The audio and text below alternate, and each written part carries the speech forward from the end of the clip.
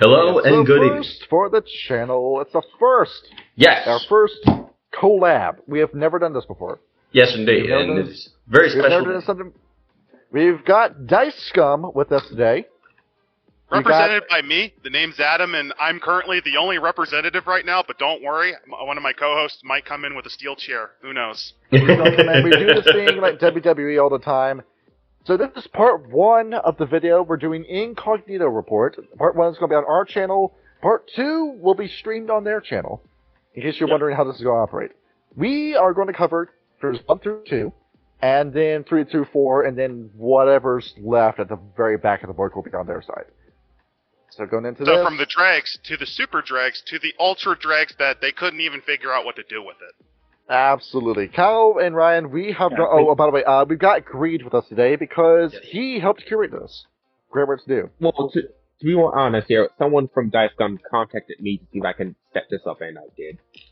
And there we go. And we thank you for it, sir. There we You go. sacrificed many hours of work to find the gems of gold in this pile of slop. So I guess Greed is our PR manager. I guess so. I charge way too much to be with PR manager. You want to put this on your resume? We can use this as reference. Please don't. No, please do. That'd be quite impressive. We have never made a video on 105th edition before because there's nothing to talk about. There's nothing to talk about with 105th edition. It's because you judge. We did a video on Werewolf 5th edition. That was our claim to fame on this channel. And the Antediluvian video I did on my spare time has got more views, but what put us on the map was Werewolf 5th edition. We never talked about 105th edition because no one cared. And that's a good thing, because this isn't even remotely Hunter the Reckoning. This is more like a really bad module for Hunter the Vigil. That's what Hunter Reckoning 5e is. Not interesting, not entertaining, not worth half a fuck, and the Hunter 5e book they released was not Hunter the Reckoning 5th edition, it was Hunter the Vigil 3rd edition. Because you have all these different groups in Hunter 5. It's not even that. It's not even they're writing for it as if it was Vigil. Because you have all these different groups that get their names brought up in 5th edition. You have the Society of Leopold brought up with none of the lore from Hunters Hunted. And they said, oh, well, in America you got the IAA. What if we did that for Brazil? Or what if we did that for the Philippines? And just whatever arbitrary country they felt like giving a government-sanctioned hunter group to. Where yes, they turned the BOPE in Brazil, which is known for being some of the strictest and harshest of all police units in not just the continent, possibly the world, because of how hardcore they operate. Yes. As a hunter unit. This is like Chechnya level in terms of how it handled it. It is. It's just the stupidity of the 5e 5th edition Chechnya shit. And to summarize it in this life, because I will say this here. I was the only Hunter the Reckoning fan on this server. The only Hunter the Reckoning fan. I ran this game and you were in it, and there were 5 other people in that game with you. Well, okay, in both servers. I love Hunter the Reckoning, and I gotta say this one simple statement. This is Hunter the Reckoning with no teeth. This is even Hunter the Reckoning has punk energy. This had bitch energy. This is Hunter the strongly worded email is what this is. Because that's all this fucking is. So many old groups get brought up by name in Hunter 5th edition that have nothing to do with what they used to be. For fuck's sake, they don't even have the imbued in here. One of the key things that makes it different from Vigil. Yes, and you brought up the Orpheus group with no ties to Orpheus whatsoever. You bring up, I think the group is called Monster X, I think it's called. Yeah, that's in there. That's a group.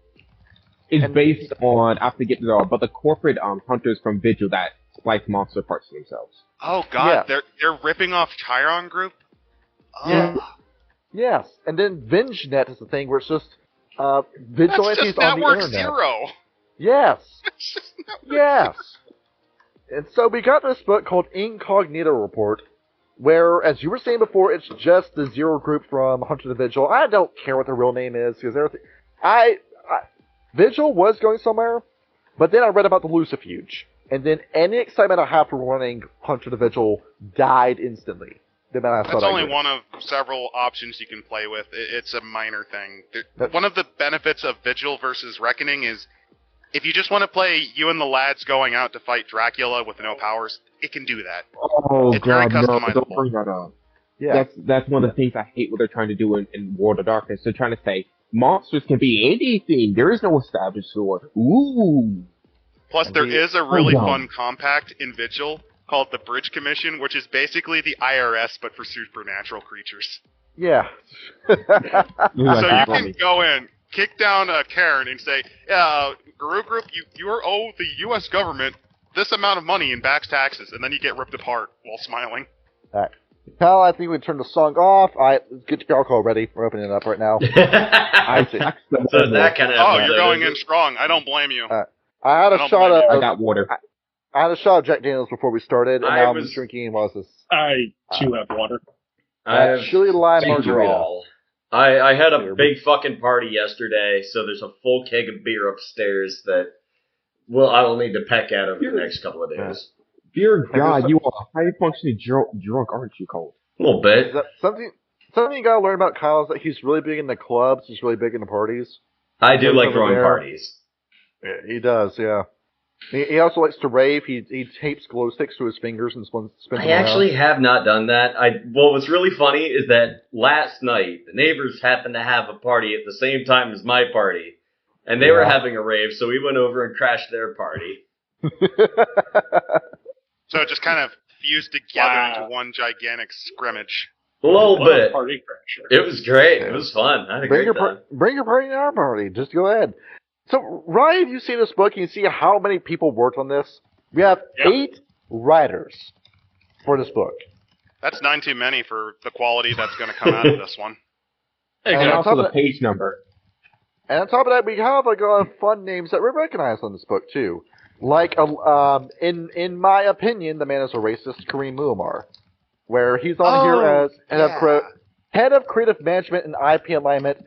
I want to start off with saying, fuck this man in particular. I hate this man's guts, and I want to see him out of the business as soon as possible. That's the guy that hated the Get so much that he forced them to be like the Pure from Forsaken. Just so he couldn't play fuck. Not only that, but screwed over the Actina, screwed over the Wendigo because he hates Native Americans, in my opinion, and then did the same with the Fianna. That because you can't have a tribe cannot be based on culture because that could be racist. I guess. No, you're wrong. No, Adam. Let me correct you here. It can't be based on a European culture. Get that right. Well, no. If that were the case, they wouldn't have gutted the Wendigo and the Actina. Because you wouldn't have had the Fangs or the Black Furies or the Shellers in this book either. If you're true to your word, it's fucking stupid. And then we see down here, we see our favorite little Judas, where Martia Outstar Zeich is on here. I think that's how you say her name. And like I said in our World Darkness YouTubers video, it really does upset me to see where she is with this IP. Where you went from one of the biggest cheerleaders for it, up there with Matthew Dawkins, to being in my, it's unflattering, I'm going to say, to being a ventriloquist dummy for a Paradox. Where I know a job is a job, I know bread is bread, a paycheck's a paycheck, but I swear, like, you wouldn't have done this 6 years ago. I'm not going to pretend I know who you are or anything like that, but you at least have a responsibility to say, hey, maybe this is a really stupid idea, maybe we shouldn't do it. At what point do you stop sacrificing your dignity for money? That point is when you have enough money to be able to not starve to death. That's true. Or in this case, just fuck it, whatever, it's a paycheck. Yeah, I really like the content, and now I can't stand the sound of her voice now because I know everything she says is plain defense for Paradox and their bullshit. The best part is Paradox actually treats its third-party companies like crap. Yeah, they're really nice to their employees, but that's only their direct employees. Yeah, Renegade, not so much. There is down from the rafters, Zimp. Yes, so not coming into this. Alright, we got Mike from Dice Scum with us. That's your name, right? IMSA. Just want to say apologies for the lateness. We had a slight weapons malfunction, but we're all fine. We're all good. How are you? Alright. And there we got 6 people in a podcast. And one more, it'll be absolute calamity. Yep. Alright. Saying this, we got through the credit section, and now we're going into the introduction, and there is one more thing I want to point out. Three Yeah. people looked over this with a comb. They had a rules editor, a copy editor, and a proofreader. These three looked at this and said, yeah, we're good. So yeah, they that's also good. had a cultural consulting person. Yeah. Oh, no fucking shit. Oh my God. fucking They god, is do. that did you seriously get credit for that? Yes. Oh, hey, Eric. 100%, yes. Alright, so we're already angry. Well, Oh, they boy. always have a cultural consultant on this. It seems to be their single one. Well, that's You weird wouldn't because know they throw out all the culture so they can just make it more. They like to wear the Chronicles of Darkness' flesh because it's already done. So, what's the point? What makes it Throwing it out. really annoying, though, is I actually talked to the Native American people, aka indigenous people who worked on Werewolf editions, and they said they heard us, but they listened to none of their ideas, and they credited them for none of their ideas. J.S. and Brando. They actively, actively disregarded whatever they said, the Native American people, their cultural consultants. Disregarded Well, you see, that they think they know better because they are awakened and enlightened to the sympathies of those who are less beneficial in life.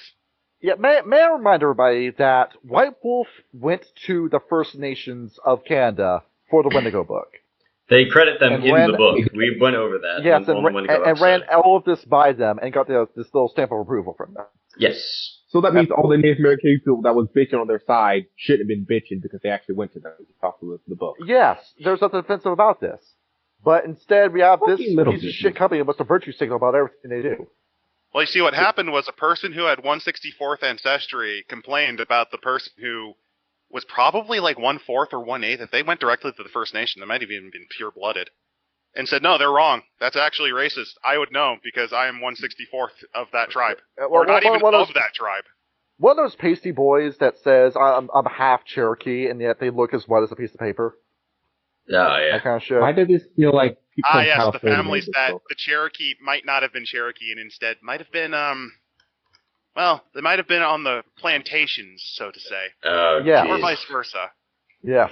But let's go into actually what the Conspiracy Chronicle section. Oh my god, I died of We have cringe to? when I watched this. Oh Did we my really god. have You to? know what? No, I'll do it.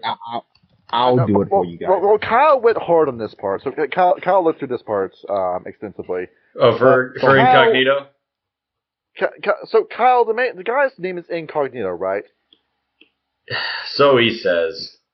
So That is so stupid. what I want to point out, and whenever you name a character, look up what you're naming the character online before you give that character that name. With you calling this guy Cog, this is the same moniker that is given to one Jonathan Isaac Harrison, aka Cognitive Thought. That's his screen name. And it's so poorly search engine optimized, I have to attach Ethan Ralph's name to it to get research results for him. AKA Cog, who is a self-admitted, I'm going to say alleged, but I don't think I need to say the alleged when the man professes that he did this.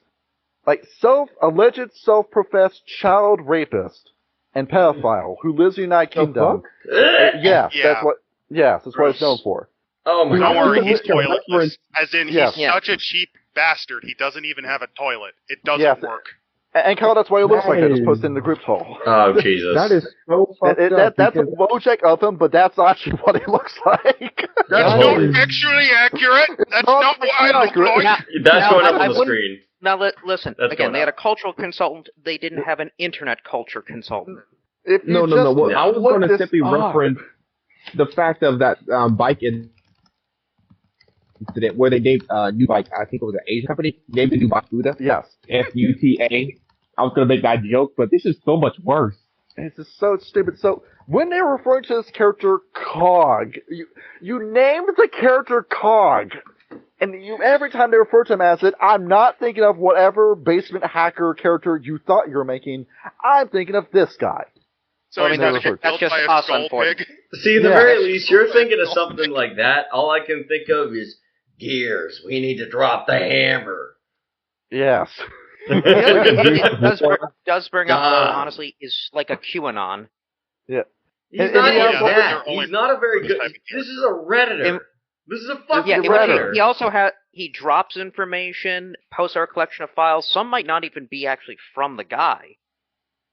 Some might not even be factually accurate. It carries the same energy of those posts I saw like back when Donald Trump's attempted assassination first happened, where the people were conspiring that he set the whole thing up. It reads like that. It reads like some sort of energy. This is all of the energy of a Blue Sky user trying to understand how Q worked. Yes. And failing.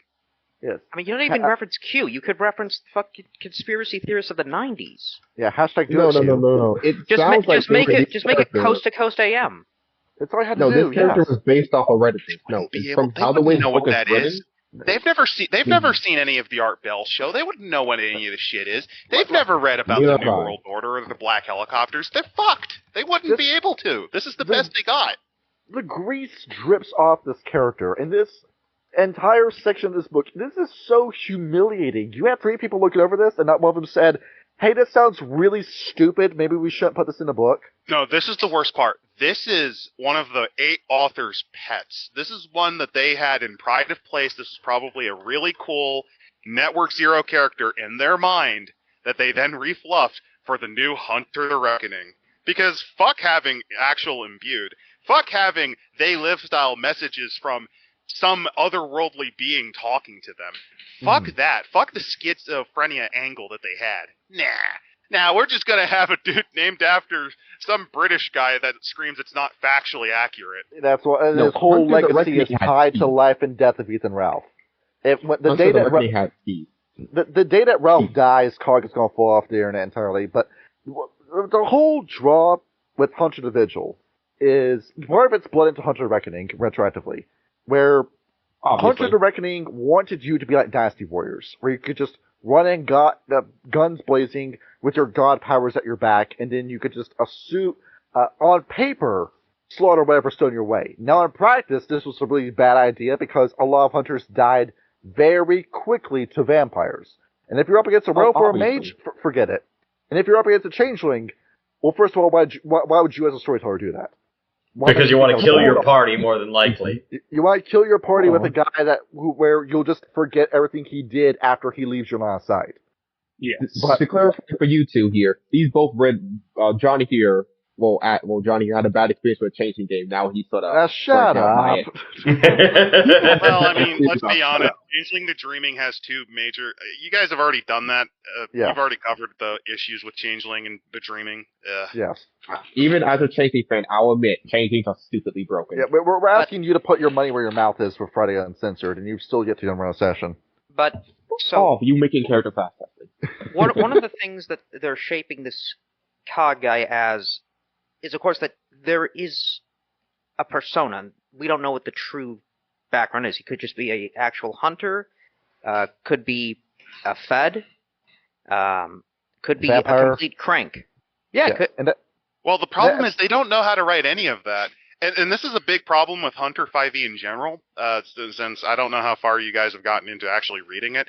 It's awful. I did. It is painful. It's awful. Oh yeah, because it has this really strong, weird political bent to it, like in the first 20 pages.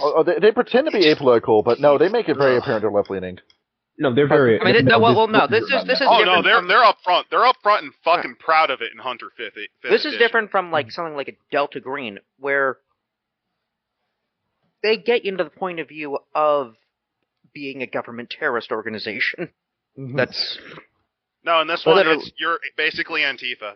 You're basically at the point of view of Antifa. The government's evil and corrupt, and like their second inquisition is just jackboot. It is really fucking garbage. And there could be a way to write that. A very sort of. No, there is. Yeah. There's a lot of ways you can do it. Yeah. This is not how you do it. They showed nothing but disrespect for the Society of Leopold. They showed disrespect to everything. But a big thing about Hunter I feel like with this, if they're going to say, Cog is actually a Fed, then write it as that the hunters should be completely outraged about this, that they believe that they're being manipulated by the government, that they can't trust what Can you Incognito sending them. Like, is it actually a creature of the night that's causing trouble, or just a creature of the night you have to kill?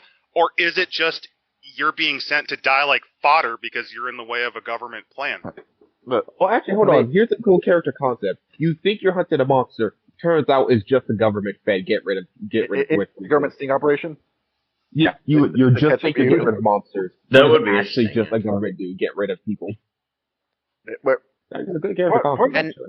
And here's the worst part about this: the way they write this. Since I'm looking at this right now, they go into the sausage rather than just kind of coming from the point of view. They waste half of the writing going, well, this option for Cog's identity works best if your table story plans to position him as a rival or antagonist. No shit. Well, here's the thing, is that the thing that bothered me the most about this whole thing, where it's like you have the hunter, the fed, the crank, is that the whole idea of writing a character into the story and making it like a lore baby is that you have to have some consistency. You can't just say that this character can be 3 different things when it's supposed to serve a very specific, role in the plot. This is supposed to be somebody that's feeding you information. That Hunter Vigil lives in the minds of the people that wrote Hunter 5e. And in opposite with the Triumph of the Will that was Hunter 5th edition, Hunter the Vigil ran off of subterfuge and intimidation, where you wanted the people that you were hunting to think you were stronger than what you really were. And that was part of the fun of Hunter the Vigil, was keeping up this pack of lies. If your lies fell through, you died. But I'm not going to take a guy who's fucking called Cog seriously. Yeah, First of all. You can't.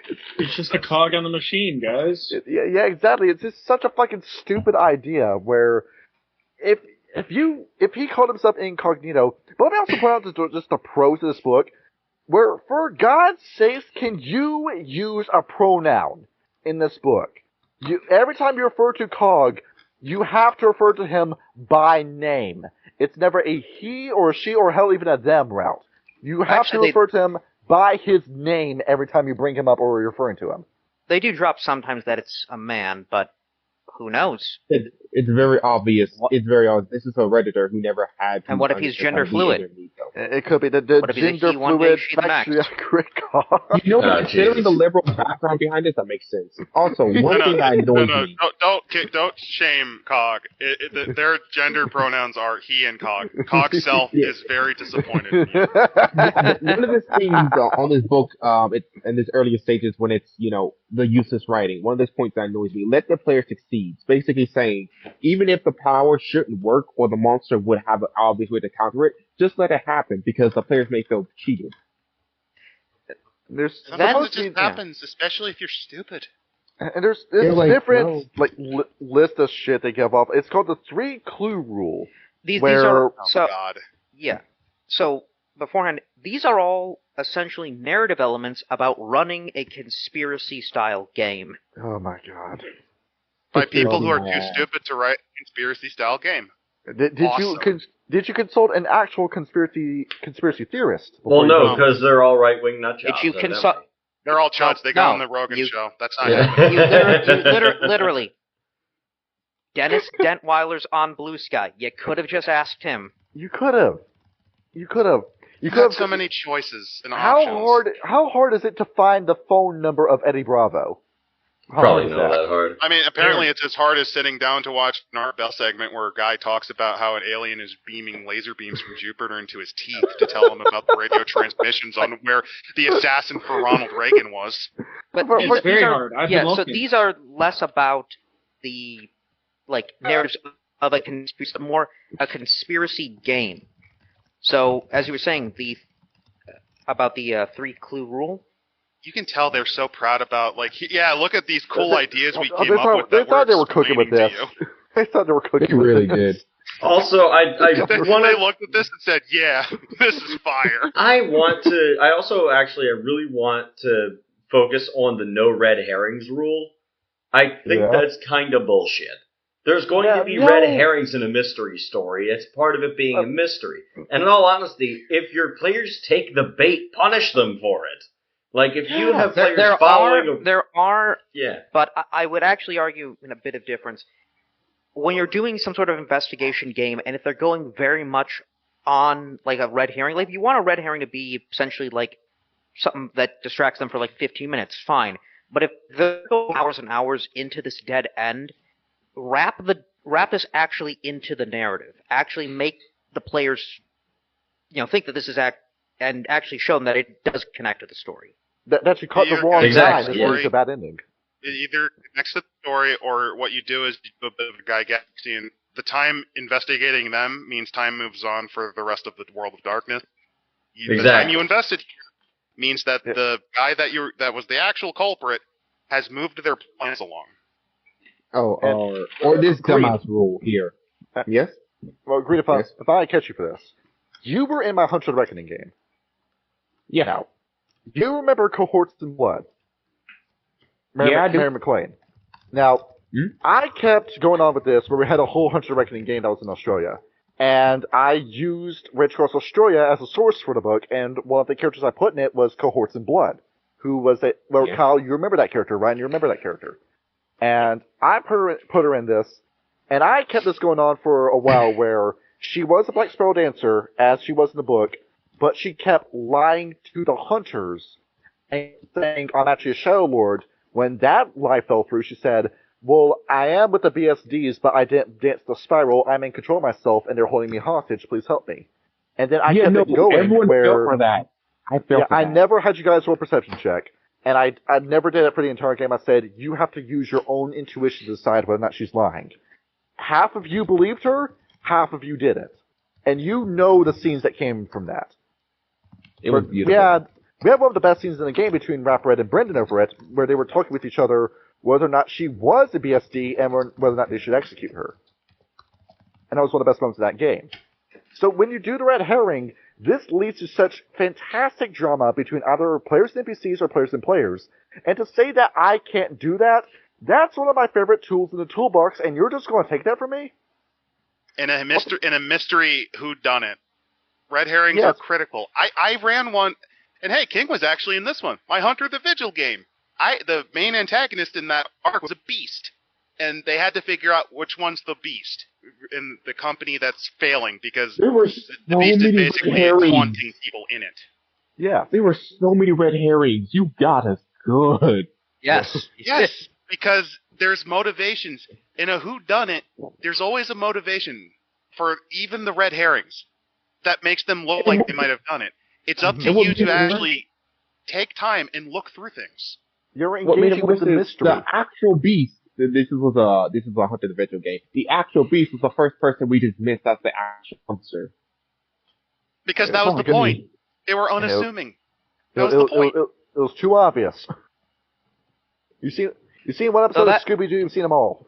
No, that brings up, again, they reference actually Chekhov's gun as another option to use. Yes. Oh, God. Yeah, this is something that Renegade Studios is really, really proud about, is that they'll take stuff from TV tropes, like the actual tropes, and go, you see, the actual tropes mean... Because they did that with the vampire romance book they did. That was awful. Oh, my God, the ball sweat that dripped off of that book. That's the way to put it. We're not covering that book on the show, Kyle, because it's just too humiliating. I think it'd be really funny. I feel bad for the people that made it. We should get a hammer and read it. There was no way you should have released it commercially. Here's the worst part. If I remember right, that's one of the few books they tried on in actually getting the lore in. It's really horrible. Kind of, yeah. Oh my God. Hold on. It's because Renegade actually are vampire players. Okay, alright. We have to save our venom for the rest. Alright, everyone. We gotta save our venom for the rest of the book. But don't worry. You're gonna hate the monsters that are in the next section. Yeah. I know that. The monsters. They're so stupid. On page 17, let the players succeed. Just make the game easy mode. Just hand your players the win button. When I want to play a tabletop game, I just want to sit down and I just want to win and not actually engage with the game I'm playing. Well, you know that horrifying skeleton monster that's bleeding shadows and screaming flash? I could just walk up to that and nothing bad will happen, right? There is no hold on. I will give the one redeeming thing. Clues without tests. I agree. Certain clues you need to have the players know without rolling to find. That's the only part that's agreeable. Only part. If the players are stuck, that's when you do it, yeah. Actually, no. Within that let players succeed, there's a great sentence. While Hunter is a game of players sell versus their quarry, it's not one of the players versus the storyteller. That is, though. Every time you play any tabletop game, you are technically going against the GM, the ST, the DM, the master of ceremonies, whatever fucking term you want to choose for this. Yes. You are. Now, how hard they go against you, that varies on the game's ethos. And in the storyteller system, it's a little more subdued than, say, if you're going hardcore, like D&D basic. You are. You're going a little less hard mode. But at the end of the day, yeah, you're out to kill them. You like them, you want them to succeed, but when combat or when investigation or when plotting goes along, they better succeed. They're aiming at the king, and they better fucking not miss, or they're getting their heads chopped off.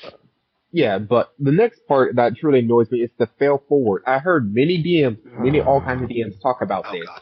The problem that pissed me off with this one here is every test they fail, somehow they get a success or somehow they get clues. No, if you're going to roll for it, take it on the chin and stop being a bitch about it. It's like Ryan, your job as you fucked up at work and you did horrible, and everybody should be losing their jobs over what you did, but Ryan, we're just going to say that little fuck up just didn't happen. In fact, we're going to give you a cash advance over it. I mean, I fully admit some of my fuck ups. Yes. I think maybe the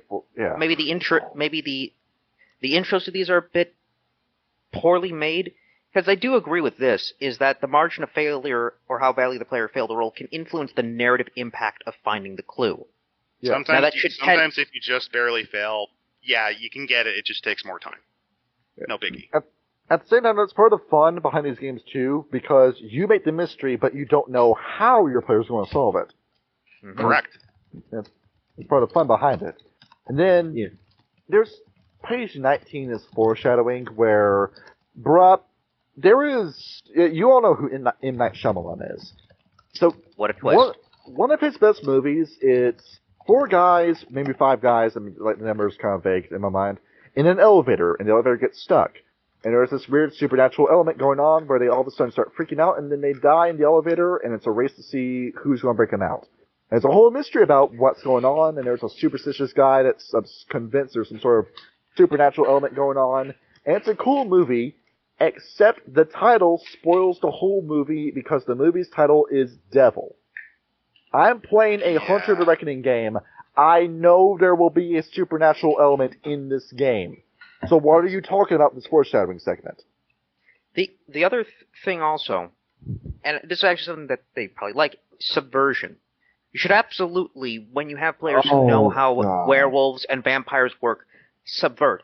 If you see there's like, the hair of wolves, for instance, your players are going to think werewolves, and then you spring out it's a gangrel.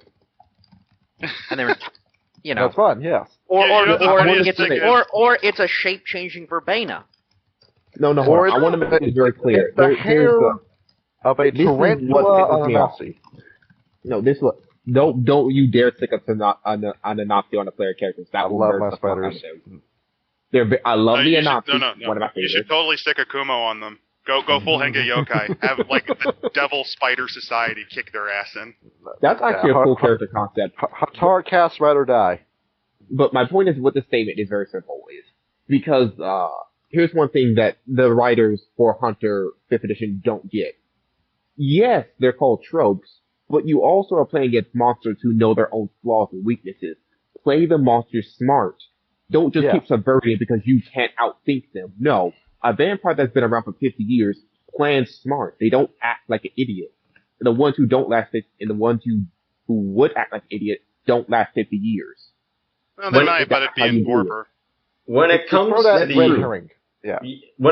the point of how to play an enemy NPC and the idea of tropes in a game like The World of Darkness, everything is going to act in a very specific way. And while there is some wiggle room with how you can go about doing that, as poet and humorist G.K. Chesterton once remarked, before you tear down a fence, know the purpose of the fence.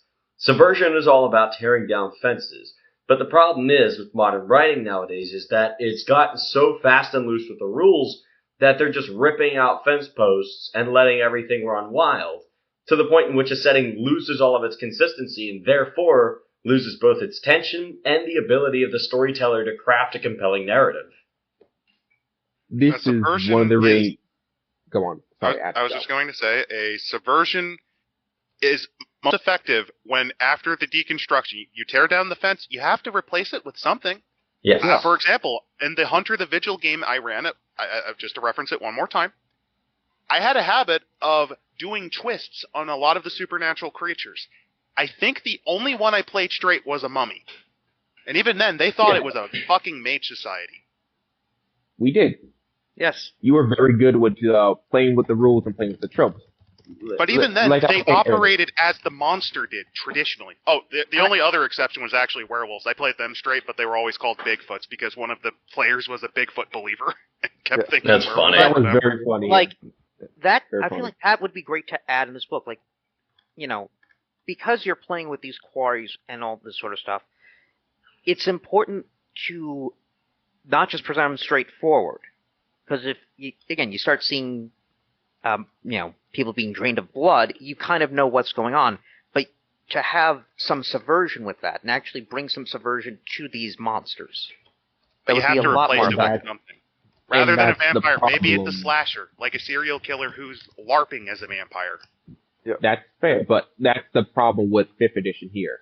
Because they don't understand the complexity or the lore or how to play a smart monster, they use subversion all the time. And because they want to use subversion for every monster, there is no, what are we looking at? They want to do it like, there is no foundation of what is a vampire. A vampire could be, I don't know, a vampire that drinks water.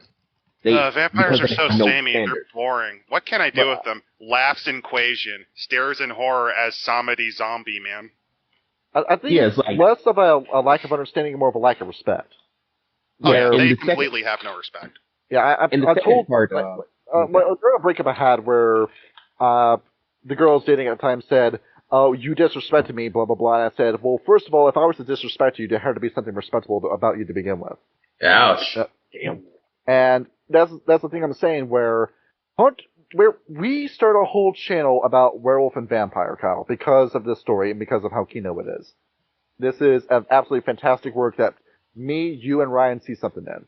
Yes. That we can't find anywhere else. But for whatever reason, Paradox and Renegade doesn't see that. They have no respect for this previous work, and we know that Justin Keeley doesn't have any respect for it after he called his former coworkers racist and sexist. And then proceeded to make one of the most racist books since was it Witchlight or Strixhaven? No. One of the most racist books since Gypsy. Oh, Gypsy's a good one. Funnily enough, the writer for Gypsy also worked, if I recall correctly, on one of the Van Richten's guides, 2nd edition, specifically the Romani stereotype in that book was by them. That book was called the Romani. The point is, I personally have the Romani book. Yes, it's racist, but I like it, me personally. But oh no, the book is called Gypsy. They went full hardcore on that. And it's a relic of its time, to be quite honest. Because it's not coming from an offense, but it comes off as offensive. It's Kino in the Plan 9 from outer space kind of way. That obsession. Yeah. To move on, one of the other things that they have here as a tool to use is the ability to find clues without the dice. And I know immediately when I say that, we start thinking they're playing it on easy mode. And they kind of are. At least they bring up, like, if it's easily accessible, don't need a test. You can sacrifice superficial damage to health or willpower based on a margin of failure to be able to then find a clue or influence the narrative. Having the relationship map, having connections be unable to be used. That sort of stuff I think is fine.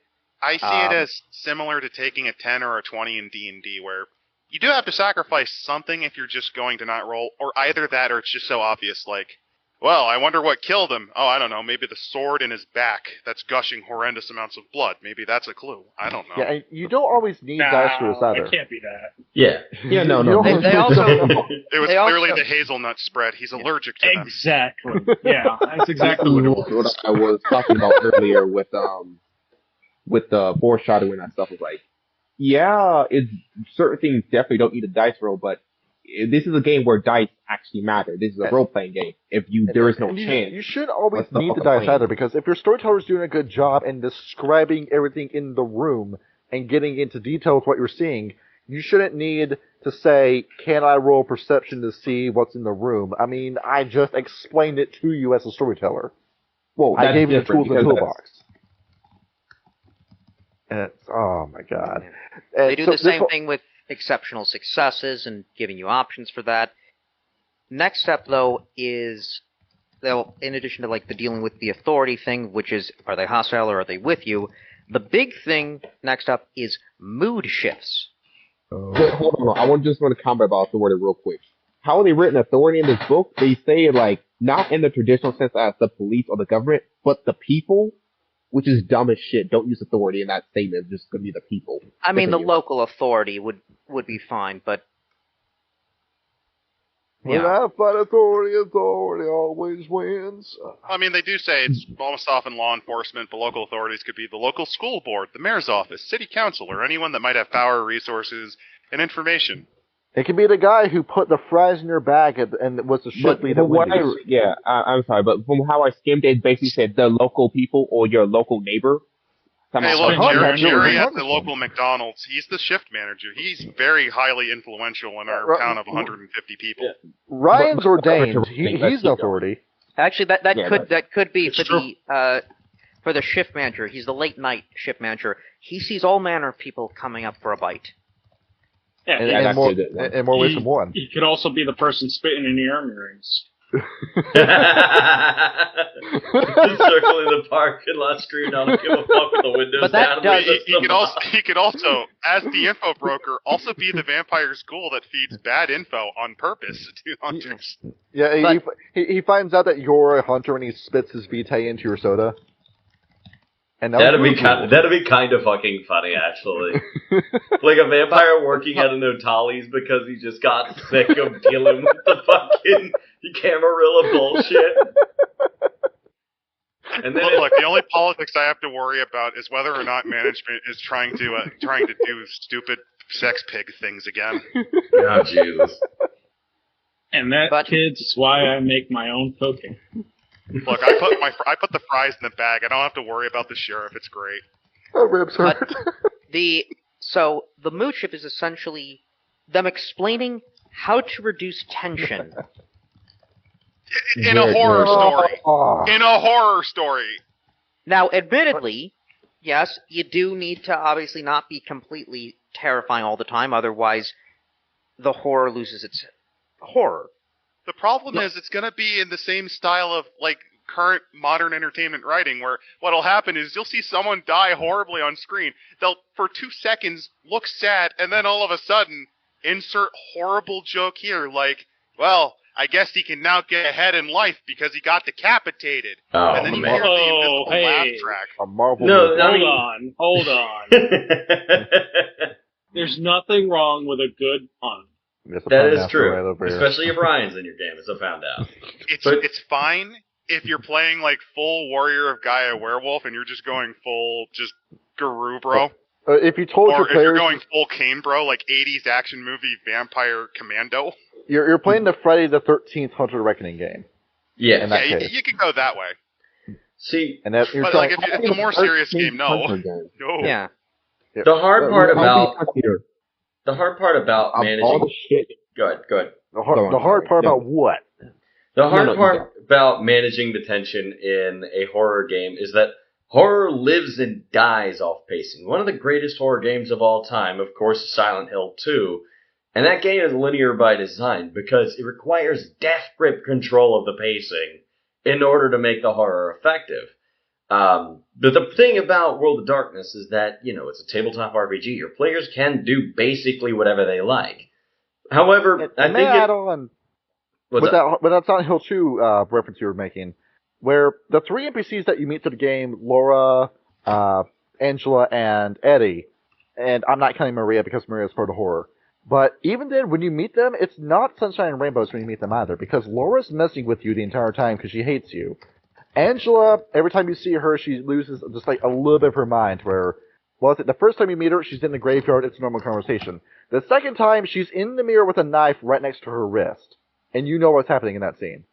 And then, every time you meet Eddie, his dialogue gets more and more psychotic sounding. You can't trust either of the people in the settings either. So even though it's a cutscene where you can put the controller down and take a moment and just watch the show, that's not exactly a moment to relax because something horrifying is still going on screen. You're watching people lose themselves, or somebody hates you and is making life worse. It's setting you up for what's going to culminate in what you deal with. Like, in the case of one, dealing with the trauma. In the case of another, you have to put them down like a rabid dog. Yeah. And then you get to the last bit where you watch the tape in the hotel, and then Laura's the one who unloads on you after you see it. That's what I mean. That brings up also, in this book, they also bring up the idea of danger affecting relationships. Because they have to kind of crunch social relationships. Yes. In a gaming way. What I don't really put a number for that. I'll be real. I get why they do the relationship map, because it's a helpful visual tool. I loathe that they put this into books where, like, imagine if it's like they do it in player handbooks and it's stupid. Like, I get it. See, the thing that bothers me a lot about this book is that it tries to be like an entry level thing where it tries to tell you how to run your story, but in all honesty, it's a story, and if you're a good writer, you should be able to string together a good story regardless. These all seem like very obvious things to be telling us. This is self-congratulatory. Like they're giving us, for instance, for the rewards in the rewards section, temporary awards, and they give explicit ones like payment, new equipment, a favor. This kind of stuff, I think, should be obvious. I like to call this style of stuff lesson plan bullshit. Like, here's they idolize teaching. Here's the cookie, little Jimmy. Here's your gold star because you didn't shit your pants You did today. it. You found the clue. Congratulations. Wait, hold on. Idea just came to me there. Cole. Yes. You said something that made me realize something here. Every book that I've written so far, by 5th edition, always written from the perspective that you're new to this world. Yeah. Which was the marketing strategy they tried to do for 5e. Except everybody that hopped on with 5e realized how fucking stupid this is and went to 20th anniversary. Yep. No, or homebrew the fuck out of it, because, like, I talked to a guy who on our server, the Galliard server, who plays 5th edition, but he doesn't use like a quarter of the rules to half the rules they have in base game, because how JoJo, right? Yeah, JoJo. Yes. I know the Den. I know one group that plays 5th edition, and in their own words, the only thing that they have taken was the crunch, and they have absolutely thrown out everything else because they don't give a shit. And speaking of not giving a shit, page 28, Officer Allison Reynolds. Nobody cares. Nobody's reading this. Same with FBI analyst Jerry Hastings. Same with Dr. Isabel Herrera. Nobody gives a fuck about your pre-made characters. Nobody's reading this shit. We're going off to the next chapter. And they're not interesting. I have one point here to add. Oh, they are. Barely. They're barely statted. Why make these characters exclusive to the United States? Yes. Thank you for saying that, because there is a cultural bias in these fucking books. As much as you would love to say, oh, it was offensive to put Native Americans or Irish people in Werewolf, you still write with a heavy American bias. Like, and the way you wrote for the Filipino government branch of Hunters in Hunter 5e, rubbed me the wrong way when I read it. Yeah. Like, they give the example of, like, Allison Reynolds, which seems to be, sort of one guy that should be part of a local cop. I mean, that's basically it. It's a local cop. The issue, though, is when you give FBI analysts, you just say, like, government intelligence agent or something like that. Yes. And you could have them be working for MI5 or 6 instead. Which would be interesting. It would make them more applicable outside of the U.S. It gives you options. Do they not know how many people who are Europeans still play World of Darkness? Kyle Ryan, half the fucking server we all have, or they're European. Yes. We have all our Eurobros. Or you go. Reminder that a lot of the more successful by night books were specifically for cities in Europe. Oh yeah. Like Berlin by Night is probably one of the best vampire books out there, I'd say. I would strongly disagree with you on that. Really? Because I've read the whole thing. I have read the whole thing, and it has one of the worst adventures in classic vampire. No, me and Kyle like it because it's got a bleeding edge to it. Yeah, it is unapologetically for the rise of Germany on both times. I love that. Something I don't get. something I By the way, don't get. Charnel Houses of Europe retconned all of that, just to let you know. No, hold on. Something I generally don't get is why they're trying to act like World of Darkness isn't based in Europe, when most of the books come based on European culture. I don't know why they're acting like that. The Camarilla by its nature does Sabbat by nature. Yeah. Milan's an important city for a reason in the setting. Yes. Oh, for fuck's sake, you fucking Well, idiots they don't know wanna a keep the damn game thing you're like talking Vienna about. is one of the most important, not just for hunters, but for vampires, because guess who uses Vienna as their headquarters? Tremere. No, they and don't. the Society of St. Edition. Leopold, if I recall. I think they were Austrian, weren't they? Yes. Yeah. I think they were, it was Habsburg founded, if I recall. Yeah. And now we go into 1,000 Shadows, where this whole thing is saying, here's 5 different groups of creatures that you can kill in a session that lasts 2 to 4 hours. So none of the ideas we have in this go anywhere. This is just, you did prepare for a session, you need to fart on a monster. Well, here it is. We have 5 ideas that are so obviously a first draft idea, because these entire conspiracies just fall apart once you start asking questions about them. Wait, hold on. Before we go starve into that one here, I just want to make very clear and how they structured monsters, because we haven't gone to that point yet. This seems like a good point to say this here. They break these monsters into 3 tiers. Well, 3 types of monsters. The 1,000 Shadows is the Curse of the Puppeteers. Yeah, and I hate that. The Puppeteers is just basically any monster that has concepts of, like, planning. That's what a Puppeteer is. Any creature who can have forethought. Kyle, you remember... That is the point. Now, we started going over just how stupid some of the categories started getting in World of Darkness, where you have a lot with Vampire, but Vampire is a very political game. It's based around factions, sure. You have groups in Werewolf, that's fine. You have groups in Mage, where we start stretching it a little bit when you break down how many individual houses were in the Order of Hermes. Oh, yeah. But then you get to Wraith, and then you get into Wraith where you have the different kingdoms in the Shadowlands, and then they have legions, and then there's guilds, and then there's groups within those guilds. And then you go to Changeling, where we have the houses, and now we start breaking down and compartmentalizing so much. Then when we got around to Hunter, where we had the Creed books, for what reason did the Creed books need to exist? Because Money. I can tell you, Avengers, Judges, and Defenders were the same book when they came out. It was just the same thing. I think it was just money. Like, they were just trying to figure out what to do. We have all this money that we got set on fire. Well, it's more, listen, we need to get stuff out. Here's a book we can get out really quickly, really cheaply. People can buy it, use it. And just like the Hangover movies, we can trick somebody into buying the same thing 3 times.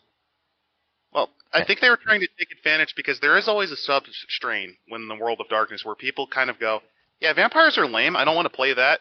Werewolves are really lame, I don't want to play that. Oh god, what the hell's wrong with Changeling? Can I just play the guy that kills them? They were trying to exploit that, but they didn't really have many ideas. No, because at least with the guild books and Wraith, the Spooks as a faction had an interesting angle because they were a ghost mafia. And there's a lot of fun guilds in Wraith. Yeah, the way they dressed, the way they spoke. One of my favorites are the Sandmen. I will give you this here. A lot of the ideas for the Creed books made those were sort of the samey, but certain ones were really good, like the War in the Middle East, where it said because their culture is slightly different and how they believe is different here, their edges are different. This is an early 2000s book on the Middle East. Yes. We need to see that. Oh boy, it's a book. That would be quite fascinating. I can spoil it for you right now. They say that yes, you can play as a suicide bomber in a book. Oh my god! Because you come from Arabia or something. Okay, so on the scale between the Gypsies book and Charnel Houses of Europe, where does this stand in trying to handle this? Leans closer to the Charnel House of Europe because it says it's sort of racist, but it's open to say welcome to the East. A lot of so it's like Tenga Yokai, but without the horrible Kitsune part. I think it aged worse than the Gypsies book. Really? I would not be surprised. Because it's gamifying being a suicide bomber. Like, did you seriously think this was a good idea? It's like an early 2000s Newgrounds game. If you guys need a PDF of the book, I can send it to you later. There it is. I would like to see. We definitely don't do anything illegal on the World show. of Darkness Neocons version of the Middle East. Oh my god! No. Okay. All right. You play as Farah, the gay transgender Muslim freedom fighter from Libya. Oh, God, no. Well, all right, everyone. We got to get into this. We got to talk about the monsters. Yes, the book. So the first line in this book makes no fucking sense. It's called The Consuming Panics. And it is just a thing. We're not going to define what the thing is, but it's a bane, and you might as well have called it a bane because it looks like a bane and acts like a bane and reproduces like a bane, but you're not going to call it that. You're going to call it a sorceress creation. Yeah, because would hunters know that? Would hunters know what a bane is? They would if they're experienced enough. The reason they went with sorcerers, I think, is because hedge magic is a lot easier, and they're trying to kind of keep things as low-key as possible. They also really despise what I call cross-plat play. Like, for the longest of time, 5th edition absolutely despised the concept of cross-platting, and actually tried to gaslight people into saying, no, it was the worst stuff in the World of Darkness when they crossed over. Do I need to reference Korak's book 2nd edition again? Yes, the fucking Korax encouraged it. And how many other books did the Slua book reference in Changing and Dreaming? A lot. Yes. They really mixed with right because people were surprised. So you look at this versus Sorcerer's Creation, where Kyle, Ryan, the only thing this thing is that is a paper white jelly man that you can't see, but he can see you and he can touch you, who just flies over you, possesses you, and turns you into a fearmonger, and that's all it is in concept.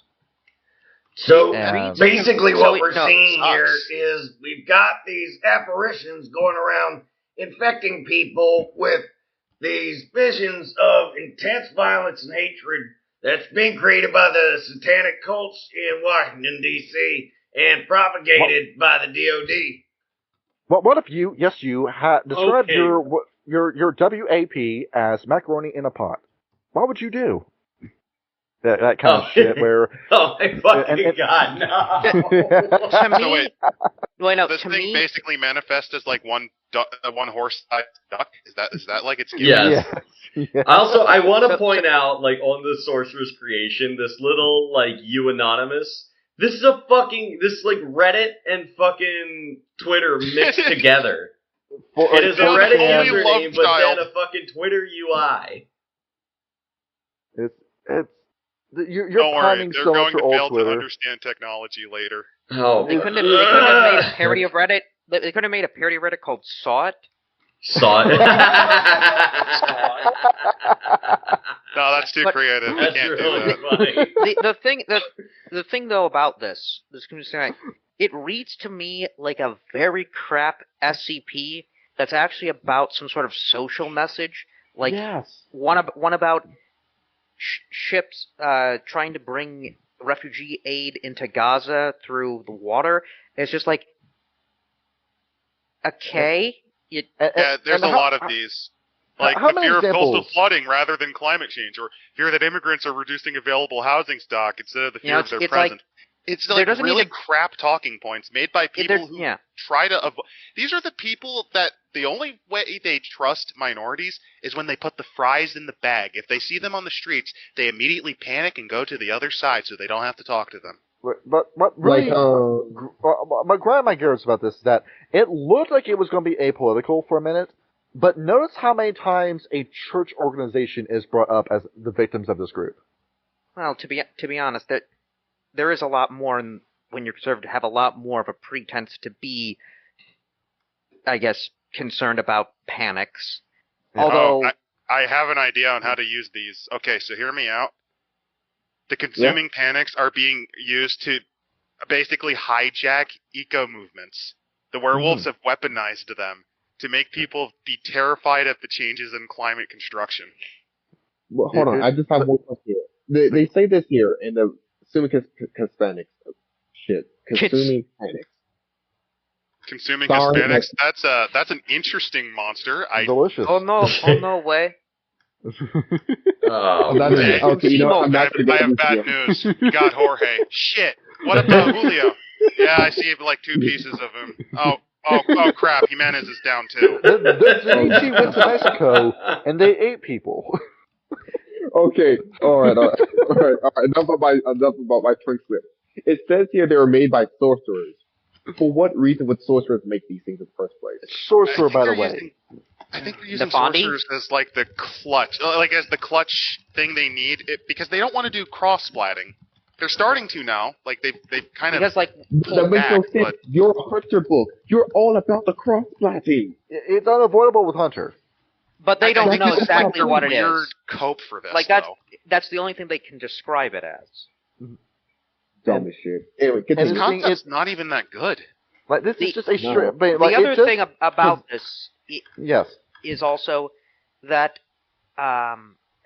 basically the way to stop it is to argue it into non-existence. No! We have to debate, bro. Let's say hypothetically. Oh no! So Kyle, you still got the phone number to Destiny, right? Oh no! What? No. Unless the damage that killed it was reasoned argument, it will be back. Fuck no. Or your other 2 methods of handling this is either you kill the person it was possessing, or you socially isolate the person, aka you fucking cancel them.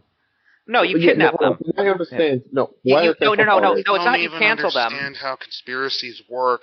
You put the guy in a burlap sack and then drag him.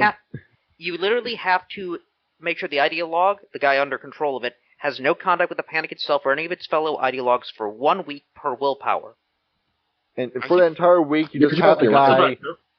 You just tie him to your bed and just fill a pillowcase with bars of soap and just beat him with it every day until the spirit comes out. I understand here. There's one moment here. For a Hunter the Reckoning book, they made a monster that you can beat permanently by having arguments with them. Well, behold, we now justify your charisma and manipulation build that usually is just used for extracting information, but now it can be used to talk a monster to death. Oh, thank goodness. I could use my totally not net zero version of Hassan Abi to debate throw this guy to death. Oh my god, no. Listen. They were going to have the custodies have females all along. You don't need to blow up Games Workshop's headquarters. They don't even know how conspiracy theories work. This doesn't work. If you beat the fuck out of them verbally, it'll just come back. Yeah, if you're saying something that's not true... I mean, conspiracies will delude themselves. You can show them all the evidence. I mean, I'll just drop it here. The Holocaust. There's so much evidence of it, and they'll say, nope, all fake. Yeah, the buildings are still fucking there in Germany. You can go there and look at them. Wait, hold on. That's the reason why Roger Waters and all of his BS arguments about the Holocaust fall flat, because it's so easy to disprove a single thing he says. I got a better monster idea than this thing, and it took me all of 15 seconds to come up with it. The meme, the traditional idea of a meme, but this meme is different. This meme is a mind cancer that spreads to people. Okay, so SCP spell Incognito hazard, got it. That's kind of interesting. A meme.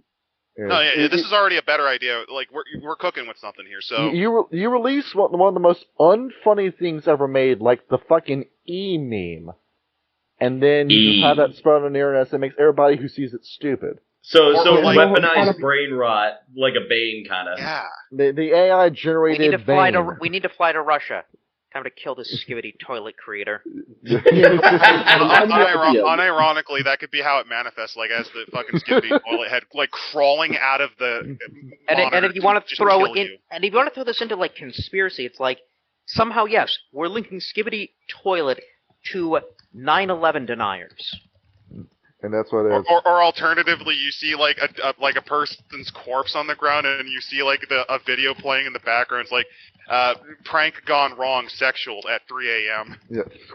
And this monster, because it's just a meme idea, it can be from 2 sources if you have to respect it more. This could be either a drone or a mage for spell that's gone wrong. I would have said either. Yeah, you could do it. It's a technocracy experiment, like a beta project that went wrong. Or alternatively, it is a consequence of the Weaver's influence. It is a Weaver creature that's gone rogue. There is, in Book of the Worm 2nd edition, a camp of the BSDs called Generation Hex, where what you do is that you go around and you just black pill the masses with those black spell answers. and they're winning, and they're succeeding in the second book of the Worm. And this is a better version of this monster where you go around, this is a Bane, and you call it a Bane. And what you do is that you slap it onto a person, and what it does is that it makes them highly suggestible. So you start watching all this like AI-generated propaganda where you sign in, you go into your front page on Twitter, and it's all the AI-generated anti-Semitism, and then they think it's real. And then as you get possessed by this Bane, it finally possesses you to do something crazy like, I don't know, go inside of a synagogue with a loaded gun. Like that. That makes sense. You can even do that you can even do this as an element of criticizing the government, because you could have the federal government try to weaponize this Bane. Maybe they worked with Pentex as an AI solutions company. Yes. Yeah. There you go. See, look, we've already come up with a more interesting idea than the fucking 8 people writing this book. We're not being mean enough. We're being mean. We're being mean enough. 4 people just... No, we gotta pull it more! Punish them more! My username in our Discord, Greed, is Johnny Asshole. Do you think I'm a nice person? That's the whole thing I'm known about. Would you stop changing my name Discord? The beatings will continue until morale improves. More! and look at the stats sheet for this thing, where it's like a physical dice pool of 3, a social pool of 6, a mental stat of 3. Kyle, you were past these numbers at character creation when we did V5. Yeah. No. There's the exceptional dice pools. Persuasion, debate. Hey, debate me, bruh. There it is. He is literally a debate, bruh. He's just Destiny, but evil version, where he's going to try justifying being in the team. There's no, what do you mean evil version of Destiny? That's just regular Destiny. This is just Destiny. Where you guys have to be internet savvy, because if you knew about this, you had to have known about the groups like the Gropers, and you had to have known about fucking cognitive thought, if that was the case. And you would have known this was a fucking stupid... They made the Bane depiction. Why didn't they do like a parody pastiche on Fuentes? You could have done that. You could. You know what also could have been another way? If you can't debate the creature intellectually, create a better meme that makes fun of it. Yeah. But I want to just reiterate for the whole entire audience. In less than even an hour, 6 people just fucked around came with a better character concept. Yeah. Better monster concept. I come up with better monsters like that on the toilet. I'm not even kidding. The other thing also with this, I actually would have made this not as relevant to like modern political issues, but really go into, this is a panic about the HOA.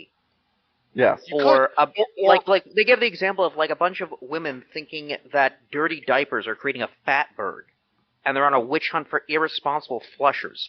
Like, make it, like, this is the thing with the tension. Make it silly, as like, this is ridiculous, and then that brings in the horror element of, you have these women plunging people to death. It's silly, but at the same time, there's a horror to it, and then you get into the fact that there's a connection to other things, and that's how you make a conspiracy. This one random thing ends up spawning a thread that goes into a million different branches. I just realized you could totally make this. These are actually spirits summoned by Ratkin.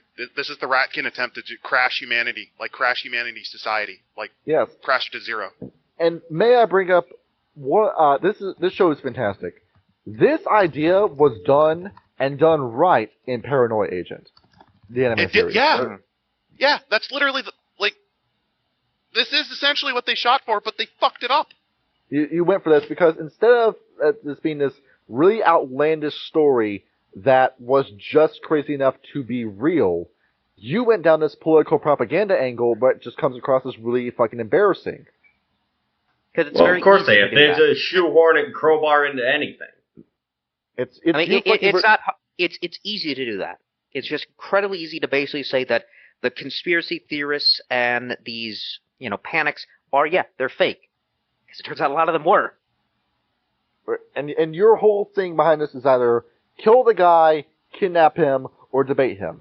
This is just fantasizing, like they watched, like maybe they were seething. They watched an episode of Rogan, they were seething because the guest was like particularly chuddy or something.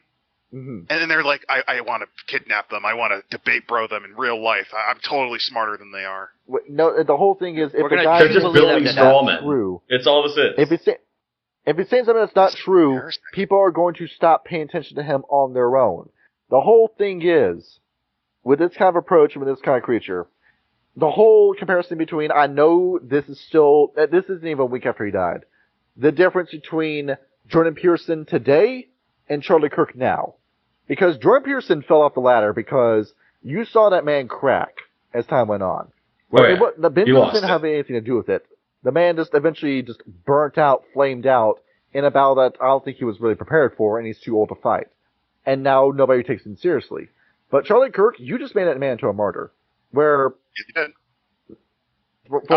celebrating his death, GG, you're making his ideas stronger. Yeah, so now that man is now going to be an inspiration to the people that you thought you were saving him from. Congrats, you might have made him the Kennedy of the right wing. Excellent. Yes. And what made it worse is he was just actually genuinely a good person. That's the fucked up part. He was actually just a good person trying to be better. The worst thing he did was he would occasionally just target college kids and just debate bro them to death. That's how he got his start. But that's the worst he did. Now, you could always say his ideas were important, but that's... And to be fair, he at least let you talk to him about it. He brought people that he completely disagreed with and fucking talked to them. He's not devouring children. It's not like, say, fellow other right-wing pundit, Ethan Ralph, who beat the shit out of his baby mama and his wife, has all this fucking child support, assaulted a female cop, went to prison for that, is a revenge pornographer, registered sex offender, who tried to date rape a prostitute in Mexico with a planned third, fourth, and fifth baby that he was never on support. You forgot the part time where I got beaten up by Portuguese pimps. After he tried soliciting the services of an underage prostitute. That's not true, bitch. That's not true. But speaking of other people who are in torment and despair, the Moon Lorn. This is such a fucking stupid idea. Going to the Moon Lorn. To save us from just a bunch of this massive nothing burger that has no something sauce on it, this is just a werewolf that's under a right that's in Werewolf the Apocalypse that bans you from transforming. But instead... I don't have a better idea. No, Johnny, the reason, what they're trying to do with the Moon Lorn, they wanted to base this off of the traditional werewolf. You know, in the movies, as the werewolf gets more feral as the full moon comes across, that's what this is based off of. But this is 5th edition of Hunter Reckoning. We have other books to go off of. We have 4 different editions of what a werewolf operates as. And this even conflicts with the shit that they put in Werewolf 5th edition. I'm sorry to say, these werewolves, they are not the same as the werewolves from Werewolf the Apocalypse. They're not, but even then, with they're the not shit even in, remotely Forsaken, for fuck's sake. With the shit that's in W5, we're being introduced to a brand new mechanic for werewolves. Where, let me ask, why was this not in a werewolf book? This Moon Lorn mechanic? This opposed... It was in Werewolf the Forsaken. Especially because with the whole thing of basically the apocalypse having happened, I could definitely see werewolves, especially if they, Hogolosk? If they completely fall to that, being like, I'm out. I don't want to change. I just want to be a human. I just want to be a wolf, and I want to do regular shit. Yes. You can have that be a thing. You know what the most annoying is? They didn't have the balls to commit to the werewolf based on the full moon thing. So they made it so that you need to talk to a person, and they will direct the werewolf to attack that person. Ryan hasn't read this book, so let me see if Ryan thinks this makes sense. All right. So you ready for this? Yep. Shoot. So what happens is that, say you are Grimm in this scenario, and you have done something wrong, whatever it was in the Incarnation, and they've placed a curse on you with a right that bans you from entering any other form. You are stuck in Hamid form. Sounds okay so far, right? Yeah. How you break this right is that you need to go find a person, make a pact with them, where the person that is your client, you need to make a verbal contract with them that you will kill somebody for them that they hate strongly enough for them to die. You then go along with this murder for hire plot where you kill the hated person, then go back to the client and kill the client, and then you can shapeshift again. That's a fucking stupid, right? Holy shit. Does that make any sense to you, Ryan? I read this, and you re-explaining it to me is stupid. No, that right. Here's a funny thing. Preferred targets tend to be people already dying of an illness who seek revenge on their rivals, or even the medical establishment. Fuck your anti-pharma bullshit. Fuck your anti-pharma bullshit. You want to know why the meds are so goddamn expensive, you piece of shit? It's because of weird goddamn laws. Without the U.S. medical industry, you'd be dying of shit that would have been not treatable otherwise. It's always the government. At the same time, I could see somebody dying of an illness saying, yes, I would want the motherfucker who's, Oh my god, guys. Also, for fuck's sake, the euthanasia shit. That's it. But like, at the same time, as much as people want to demonize Big Pharma and shit, dog, when I was born, I wasn't breathing. I'm alive today because of this industry. I'll give it that much. I would have died of meningitis without the advances in medicine because of the horrible ear infection I once had in my right ear. Listen, just after the insurance industry. Yeah, that's a fair one. Destroy them. Guys, I just realized something about Moon Lorn, or Celine. I hate that they call these Celine curse. That's so dumb. It makes me think of D&D when you call her that. What other name do most Westerners know? We have Luna. You could have called Celine. You could have called her Phoebe or Sakta. Phoebe, Sakta, Artemis is often associated with the moon. Or hey, you have three Native American tribes. Why not have the term for their moon? Yes. Instead, you want to go along with Luna. You're basically a person who pretends to act like a wolf outside of house. They will run on all fours at their house in the backyard. In all ways except physical. I will defeat you. No, you think I'm joking, but if you really think about it here, that is the person. Oh no, I have an unfortunate... There's an unfortunate implication with the following sentence. For them, their body is just wrong, and they want to tear open their skin and escape it. The longer they go without being able to change, the worse the feeling gets. There's some unfortunate implications with that sentence. There's that Give terrible me my allegory. gender-affirming shit. Well, no, there's that horrible allegory. But do you want to know what this is an insult for? One of my favorite werewolf books, and this is the one that actually made me reevaluate Apocalypse, because I've only run into some of the worst werewolf players before then. Falkenberg Foundation. Yes. Remember that the entire point of that clinic was to treat those who could not accept their first change, and that causes them to go crazy. This is just a much more shit version of that, and I wouldn't be surprised if they took its flesh off and wore it as a mask like Leatherface. See, I'm your product you like. Love me like you did this back in the day. Why are you rejecting me? And I put in the chat when you get that in live rotation, and that's actually sort of an interesting and cool idea. Liveberg Foundation, that was actually interesting. We went over that before we end on our channel. So I do realize this. Signs of Moon Lorn needs to unleash their fury. They're eating meat, leave a trail of property damage in their wake, spend time watching people, their hair becomes thicker, they stare at the moon longingly, and prey animals within a city block are on an edge and attempt to flee. Are they trying to make this about RFK Jr.? Maybe. all I do know is that you describing that also reminded me of the time in Werewolf 5e, a dude had his first change at a concert and somehow did not kill a single person during that first change. No, that's ridiculous. I'm Robert F. Kennedy Jr. Werewolf. They're trying to take me down, Kyle. You gotta help me. I'm not even kidding. There's this guy who he was basically at a big rave concert. First change, no one died.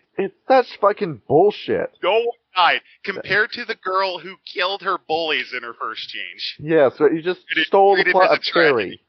Why'd you have to rip off Carrie? It is so damn... Oh, and also one of the werewolves that they introduced was basically a nod to... Oh, God, what's his face?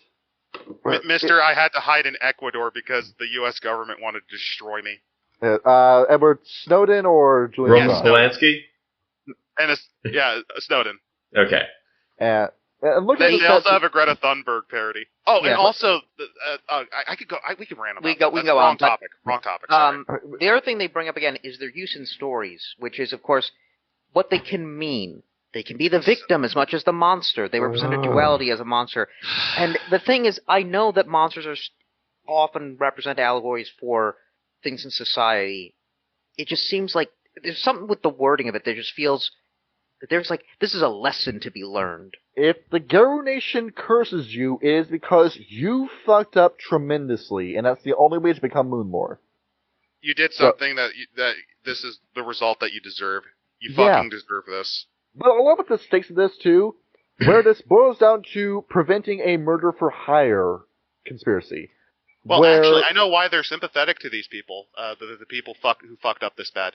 Remember, they're the ones who are trying to elevate and basically redeem the Black Spiral fucking dancers? No. Yes. I'm thinking they did in the recent Werewolf book. Under what urgency would I need to prevent this? Because if it's just one murder for hire charge, we're sure an assassination is bad. But it sounds like the situation is going to resolve itself, and if the werewolf gets the ability to change again, well, then the problem just goes away with it. Well, it could be this. One of your players are being hunted. Homicide. Yeah, you're letting a double homicide go away. Well, why is it on me? Because it's not the shit that happened in Charlotte. It's not the shit where it happens what happened on the bus in Charlotte, where the woman the woman from Ukraine got stabbed on the bus, and then nobody called 911. It's this guy who made the deal. The client is about to die, and then he wants to kill somebody who he hates. Where we can assume that, you don't wake up and just decide, I'm going to hate a guy. There has to be a reason why you hate this guy enough for him to die. It could be like an occultist that figured out what this ritual actually is. Like, the werewolf said, listen, you will help free me, and I will help free you. Not understanding the implications of that, realize that, contacts the hunters, and now you're on a ticking time bomb, because if you fail to stop the first guy from getting killed, the werewolf's going to go after the second guy. I just think that this concept, there's no salvaging this. Unlike the previous thing, there's nothing here. There's nothing here. No, I'm being real here. This Celine werewolf thing is a suicide bomber werewolf. I'm sorry, these are just suicide bomber werewolves. They will get themselves killed. Greed, there's such a huge margin for error for this, because you're losing, what was it, 4 willpower a day, or for every day that goes by where you don't kill the clients or the target? No. I like how that's harsher than in Werewolf 5th Edition. That's harsher than the bone gnars that have resources 5. Because yes, you can have a bone gnar with resource 5. It doesn't automatically just go down to 1 again. He invested in Bitcoin. No, I just want to. You just lose willpower. No. And then I'm thinking this in a more meta plot way. I'm trying to think this within the universe. So basically, from what I understand, is some werewolves, I don't know exactly how, or can't shapeshift, and for them to shapeshift, they have to go to someone and have them ask to kill someone, but they also have to kill the person. These are worse Black Spiral dancers. These are even worse than Black Spiral dancers. Yeah, there's a whole assassination element to it. I mean, the only thing I could think of to salvage this would be it's a substrain of werewolf that basically loses their sanity the fuller the moon gets. It's like Moon Knight. That's back to what I said earlier. These are just based around the concept of the werewolves that go mad around moon time, but they didn't have the balls to commit. Yeah, this sucks, and I don't think there's anything salvaging this. This is just... No, why would you print this? Why would you put this into print? 3 people looked at this and said, yeah, this is excellent. It deserves to be... Was it because they needed the space? Is it because they thought, oh, well, we can't charge it an extra $5 because it's not in here? Now, Kyle, for this next section, where, once again, open up YouTube again, if you can just have this playing softly in the background, while we go over this next part. Yeah. Oh, Jesus. Yeah, this one. Alright, so... There are rewards if you kill these things. And, we're now talking about the Night Cinder. Yeah, I'm sorry. That thing is so nothing. We have to move on for this one.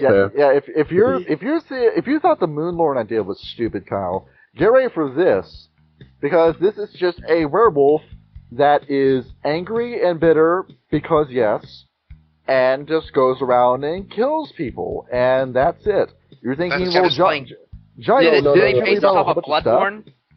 You're being too kind with this. They're basically angry werewolves who are so angry they catch on fire, and then they kill people. The whole premise behind it is that you played Dark Souls 3 is what you did.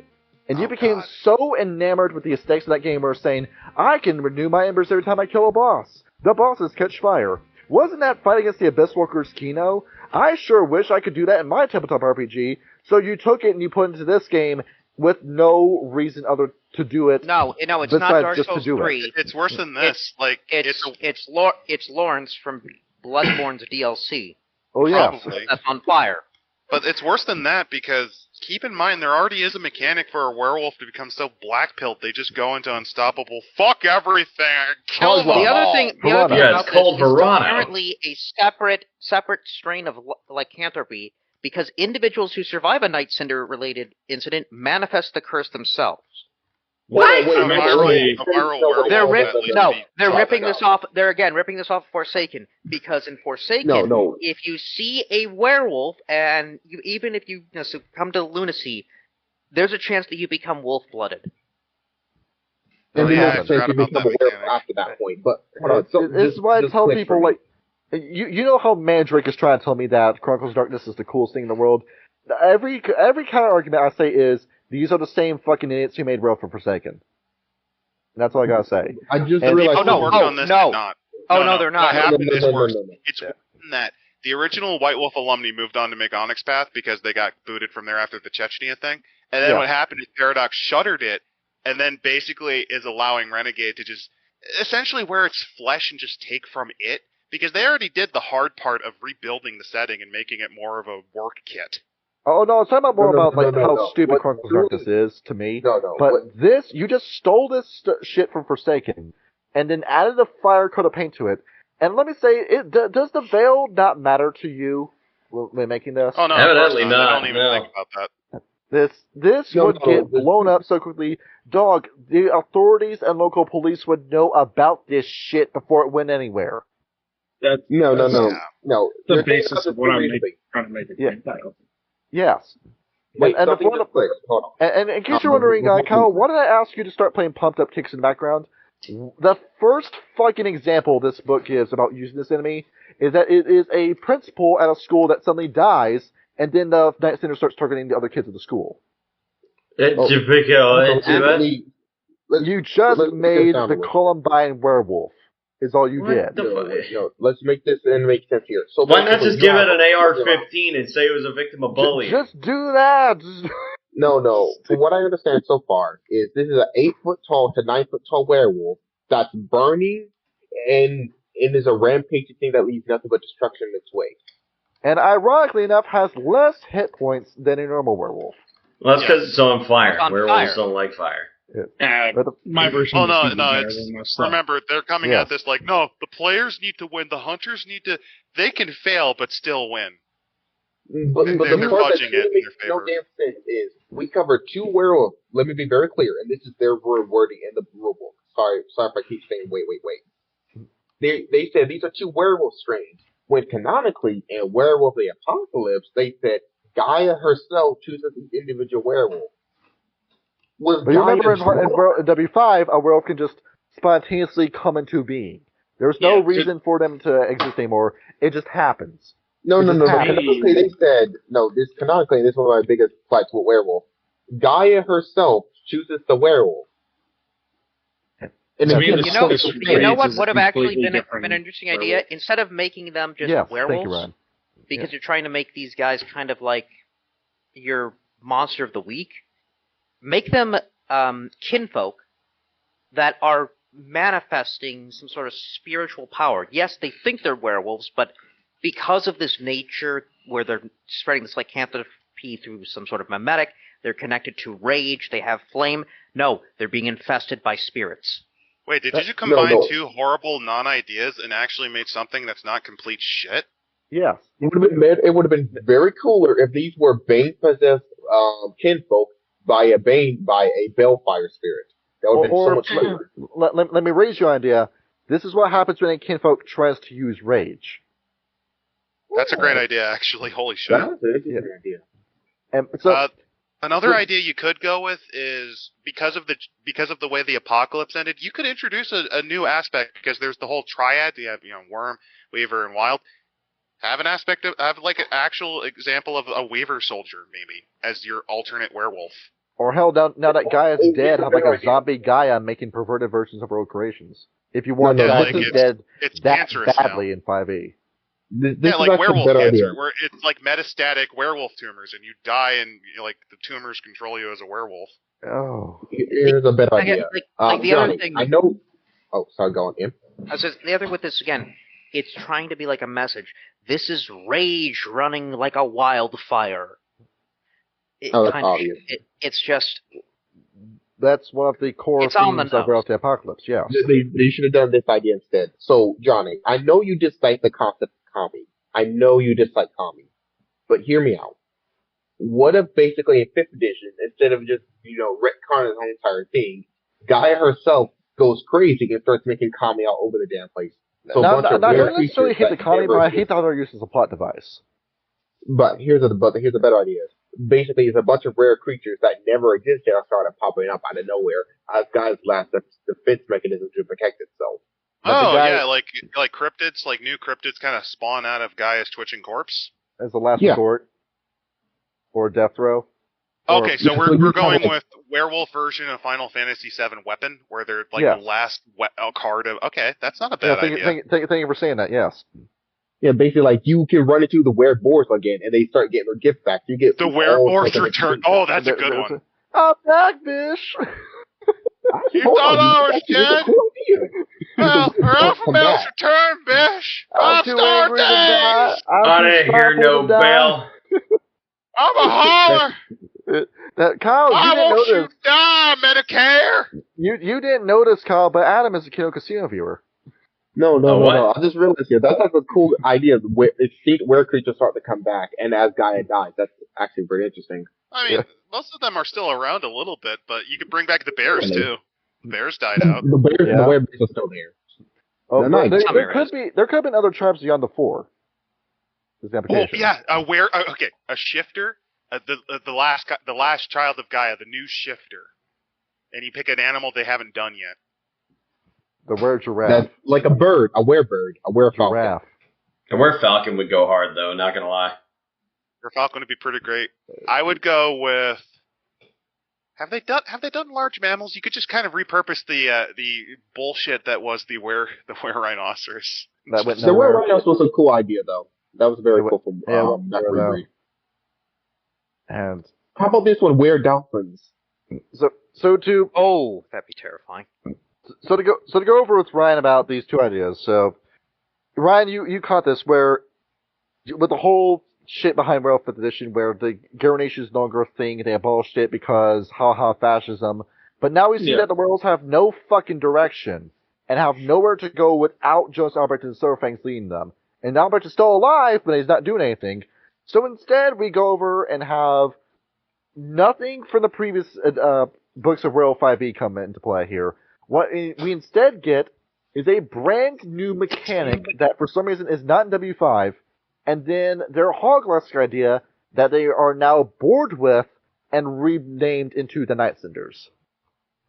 Yeah. Yeah, I don't know. Hold on. If the Night Senders exist, then wouldn't all the cult nefarious be Night Senders? That's what I'm saying, is that why could you have the Night Senders just be, this is what a Gate of Fenris looks like now, 2 years after they went into the Cult of Fenris. That the way is so strong, it set them on fire. It would have been, and also, they're gonna burn out, and they're gonna burn out brightly. That would have been the thing too, where that's how you will have had the Gate of Fenris fall, and then you could still combat the Gate of Fenris, because we went over the Apocalypse book. There's nothing you can do if the Gate of Fenris became the Pure.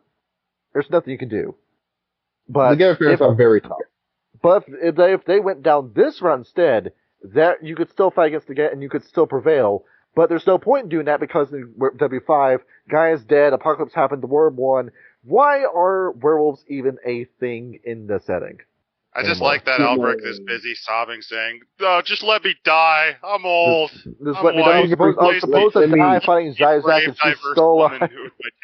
Let me be very clear here. So far, from what we have said here, and from what I understand so far is, and I thought earlier editions of World of Darkness was bad with its fucking keeping up with current lore and retconning itself. This shit is a new level. This book even is in a near year old, and you already retconned the fuck out of yourself with every new book. Just humiliating. They didn't think. They don't think. That's why.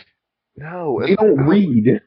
Well, the best part is there's 3 people that's supposed to go over this. I guess they don't go over the previous books. They're not contracted for that. Fucking AI would have done a better job with this. And I can attest to that.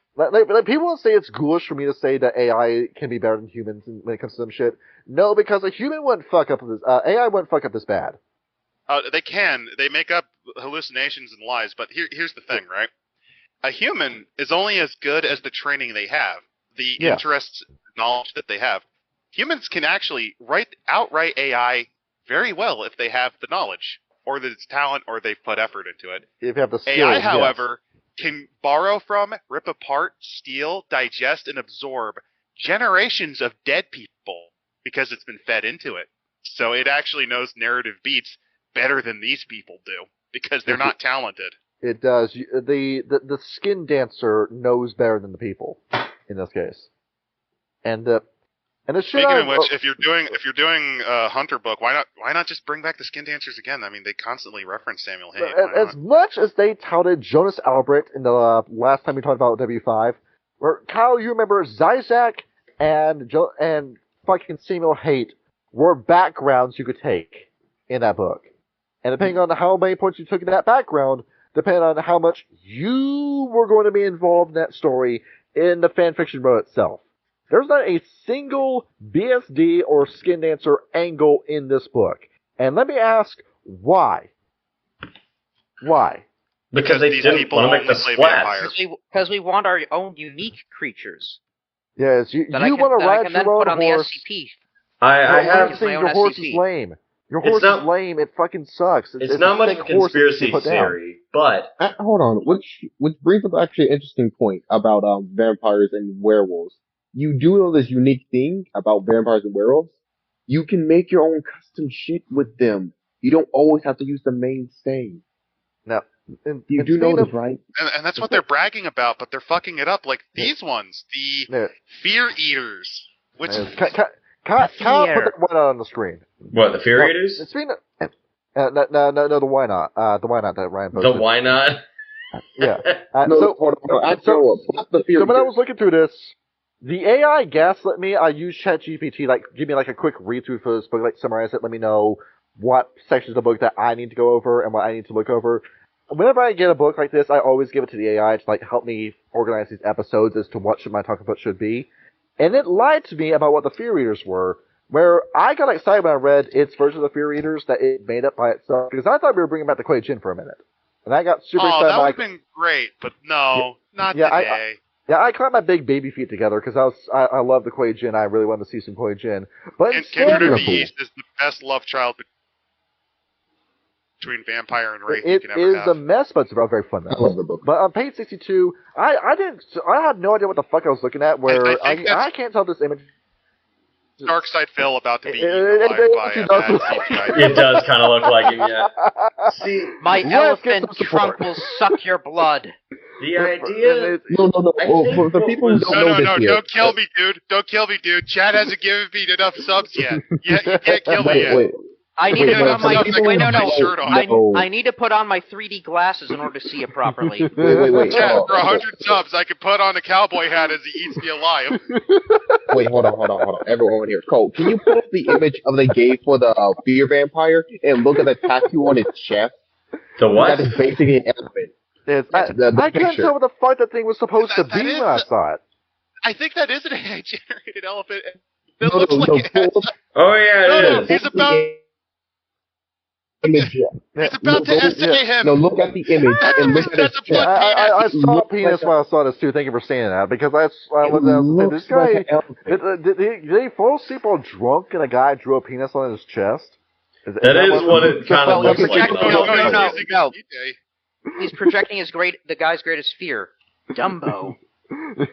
Oh my god! Big elephants on parade. What makes this thing really weird is canonically, I skimmed this one, but basically the Fear Eaters, or basically a spirit trapped into a tattoo.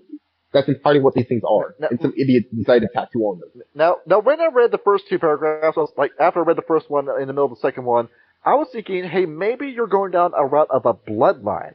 and this is going to be a promo for what the next 5e book should be, and needs to be, because people have been asking for this shit for 5 years now, about bringing Bloodlines back to the vampire. I thought this was where it was going.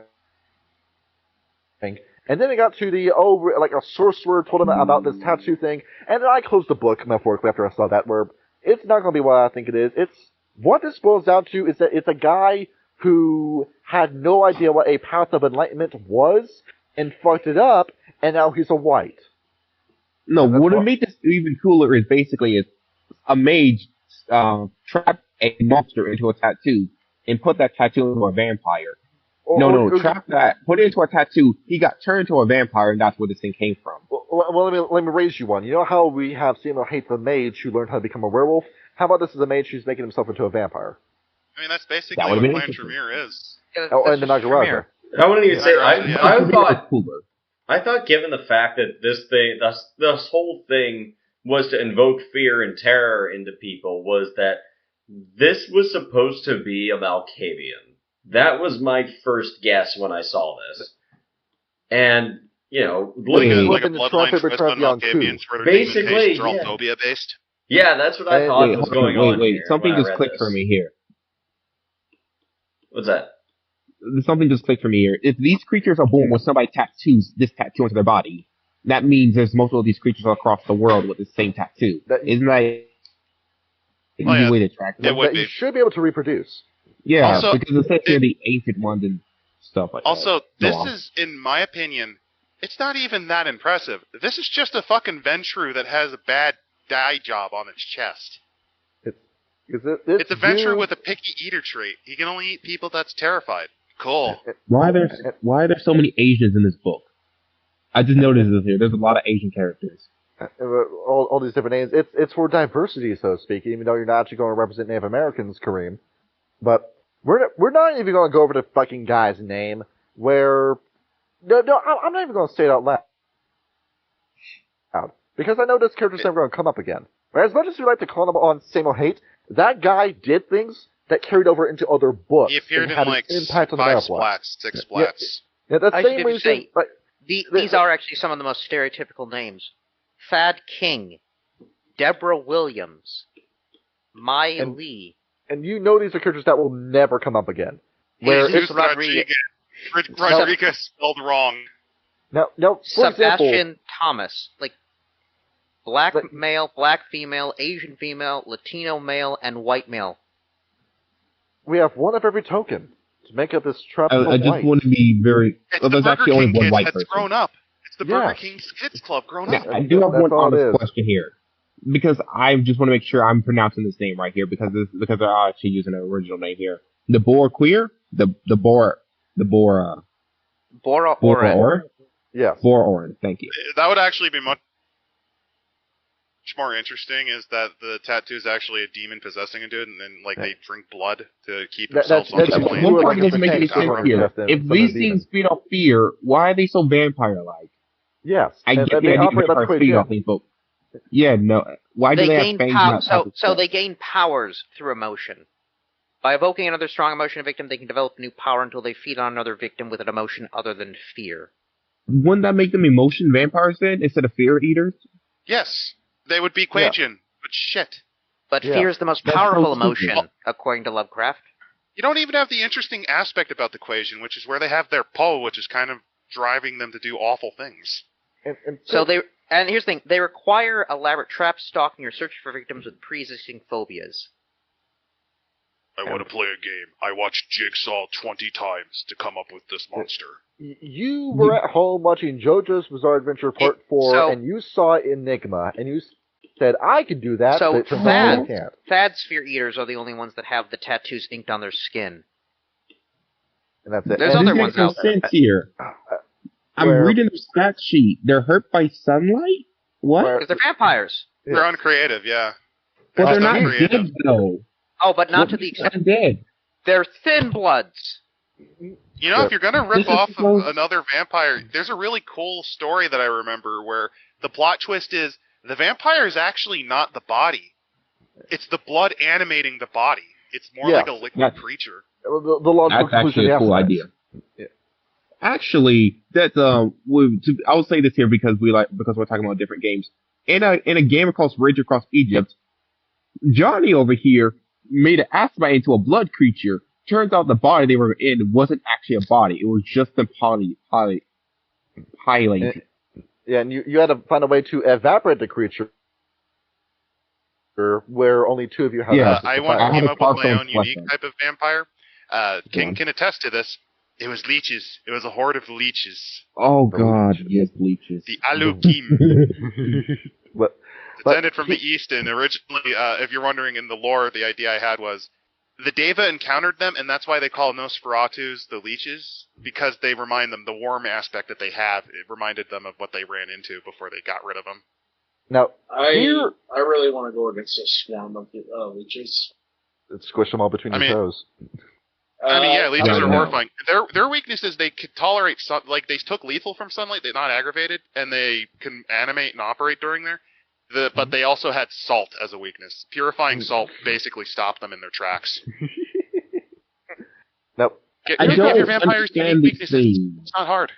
Here comes the Johnny Gets Angry portion of the video, everybody. Oh boy. I really should stop reading the paragraphs of this thing, because I get more confused. Into this whole part with the Fear Readers. This book is extremely esoteric, by the way, because it keeps bringing up specific names and specific basically, items it's the fan fiction character that they came up with. Like, this is I came up with this really cool villain that for the Chronicle, and this is like what they did. And Greed says name, and I will not, because this character is not Vormas. This is not the Smiling Board. This is not Jean-Pierre Zune. He is never going to pop up again, and he will never have an impact on the story. Unless the writer puts him in something else. So, wait, the thing is that his legend, he's not even a real character, Greed, is that he is a fictitious story written down on a parchment that is written in Latin that nobody translated to until Thad King, who has spent 4 semesters learning Latin, takes it and translates it by himself, and that's how this super evil secret tattoo vampire comes into existence, because a college kid learned Latin and translated it by himself. For the entirety that this shit existed, did not one person translate this through Google Translate or any other software. Wait, what? 4 semesters? 4 semesters to translate this correctly. I studied Latin for 4 semesters, and I don't know more about Latin than anyone else does. If this is an Aramaic, motherfucker, this isn't a language that's so obscure people don't think it exists. People know what Latin is, and it's a root language to so many other languages out there. So this guy just takes a Latin class and translates this parchment and learns a demonic ritual from this, and nobody else knew this existed? Evidently not, no. That's the dumbest thing. Language. Beginner stuff in Latin. Oh my god, that's so stupid. This book has had a contest for stupidest moments. I think this might be the winner. Yeah, that's no. Let's compare that. Remember, let's compare that to the Leech Pyres. Do you want to know what the lore behind them was and why they came about? Tell me. Basically, they were the leeches that fed upon a group of people that the Israelites slaughtered during their conquest of Israel. Basically, what they did was they did a blood ritual to try to win, to defy the fate of God. They died because you can't, and they rose back up as the leeches. That fed on their flesh. And that's good little. You wouldn't know something that's else stupid here? Under the variation parts for these creatures, they basically ripped off Stone Mask. Yeah. I just love the part that they have the equivalent of a black Israelite who barely knew anything about the this is basically a black Israelite. Yes. It's the black Hebrew national vampire. Without the funny of them. That would have been fantastic if they kind of did that, though. What makes this annoying is they're trying to, you can read this very clearly throughout the book, they're trying to write this off as some mystic vampires born from magic instead of, traditional vampires. But they keep failing when you realize it's a college dropout who did a bad tie job. And now he is the Nagaraja. A crap version of them. I don't like the Stone Mask version. That's so stupid, though. I don't understand that. You're watching JoJo's Bizarre Adventure, and you ripped it off. This book would be so much easier if I stopped trying to apply logic to it. I gave up on page 2. This is so fucking stupid. The whole in-stories bit, dog, it's a white. Where the fuck is the sheriff of the Camarilla in all of this? What the hell's a sheriff? vanishing and Naruto running to Israel because of the Jerusalem kerfuffle. I honestly have to ask for this creature, why is this an issue that hunters have to solve? Why can't the vampires just solve this on their own? Because vampires are smart and they're capable creatures, traditionally, meaning they will often set this problem onto hunters, aka 2 stones with 1 thing. So if this right was discovered, would it not have been the Camarilla's responsibility to not only censor and erase this entire ritual to begin with? Because if it's that obscure and where it took one college dropout to solve it, it should be easy enough to destroy the records of it. You then go around with the sheriff and scourges, and then kill off the vampires who are effectively whites who fucked up the path of Cathari. Speaking of which, wouldn't the Tremere be very interested in this new mystical ritual that basically did what they did ages back? Yes. Oh shit. I'm sorry. There's just one part under the reward section. A player character can tattoo this onto themselves.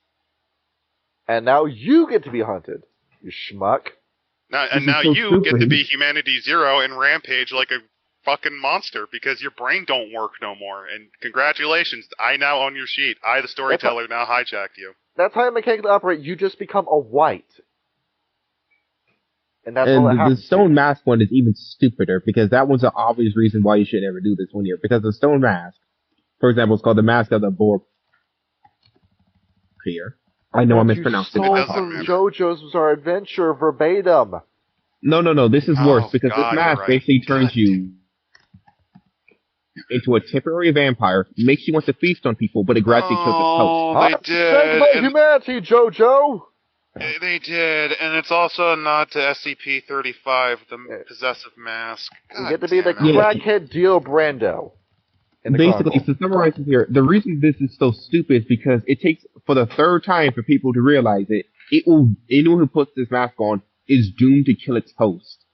Why would anybody ever put this on? Phoned this one in, didn't they?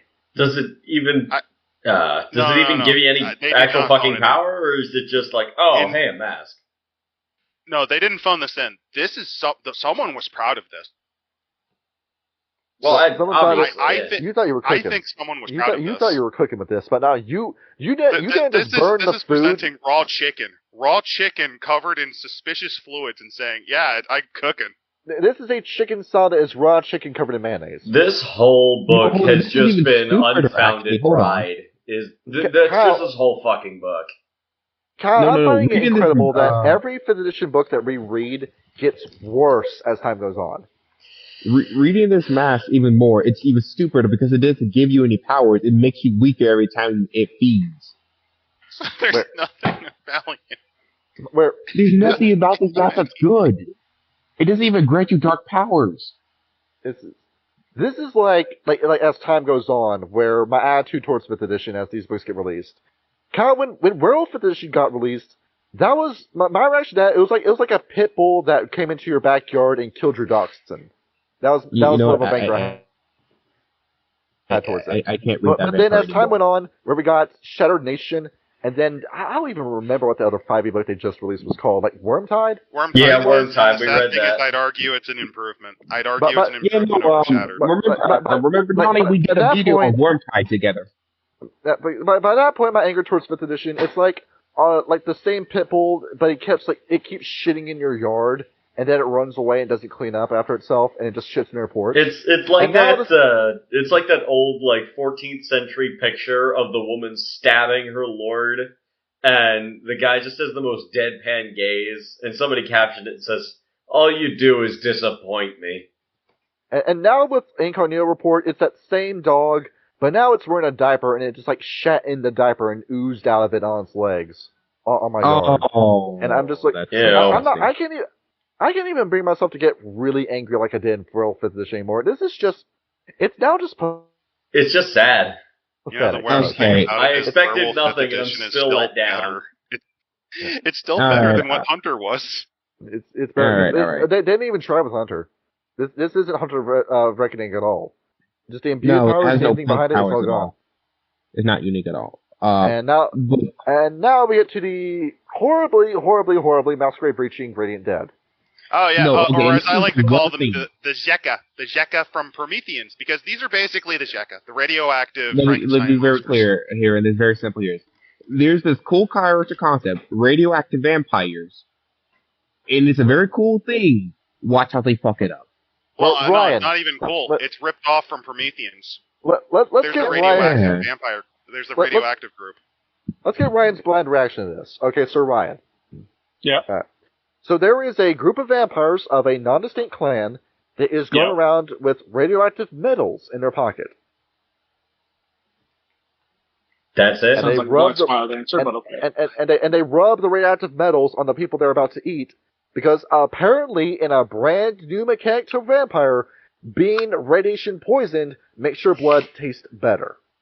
No, this is just ripping off the Morbus. This is ripping off how the blood's mutable. Yeah. Yes. The Morbus were the eaters of the diseased. Like, they had to feast on those with illnesses, like lethal illnesses.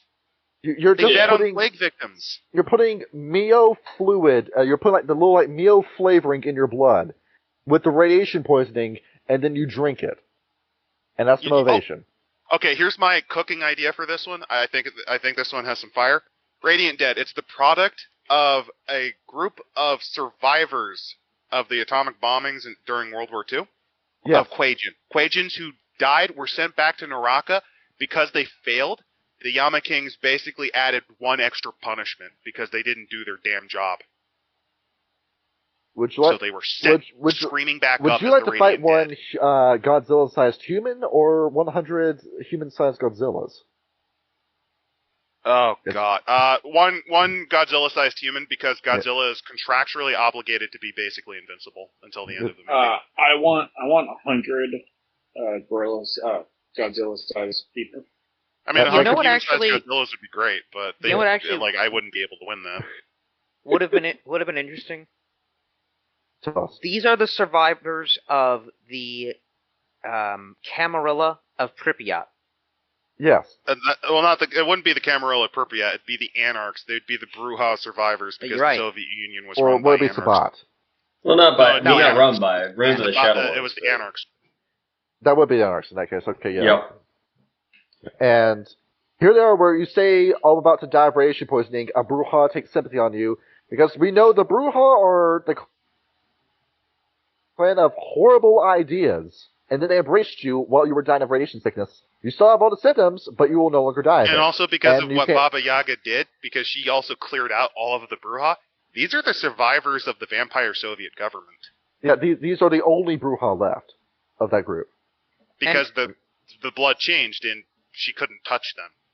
And I can see this as an interesting challenge with like fighting vampires. Like, you could go even horror theme wise, like you have your dosimeter and sort of like the alien, tracker from Alien. Yeah.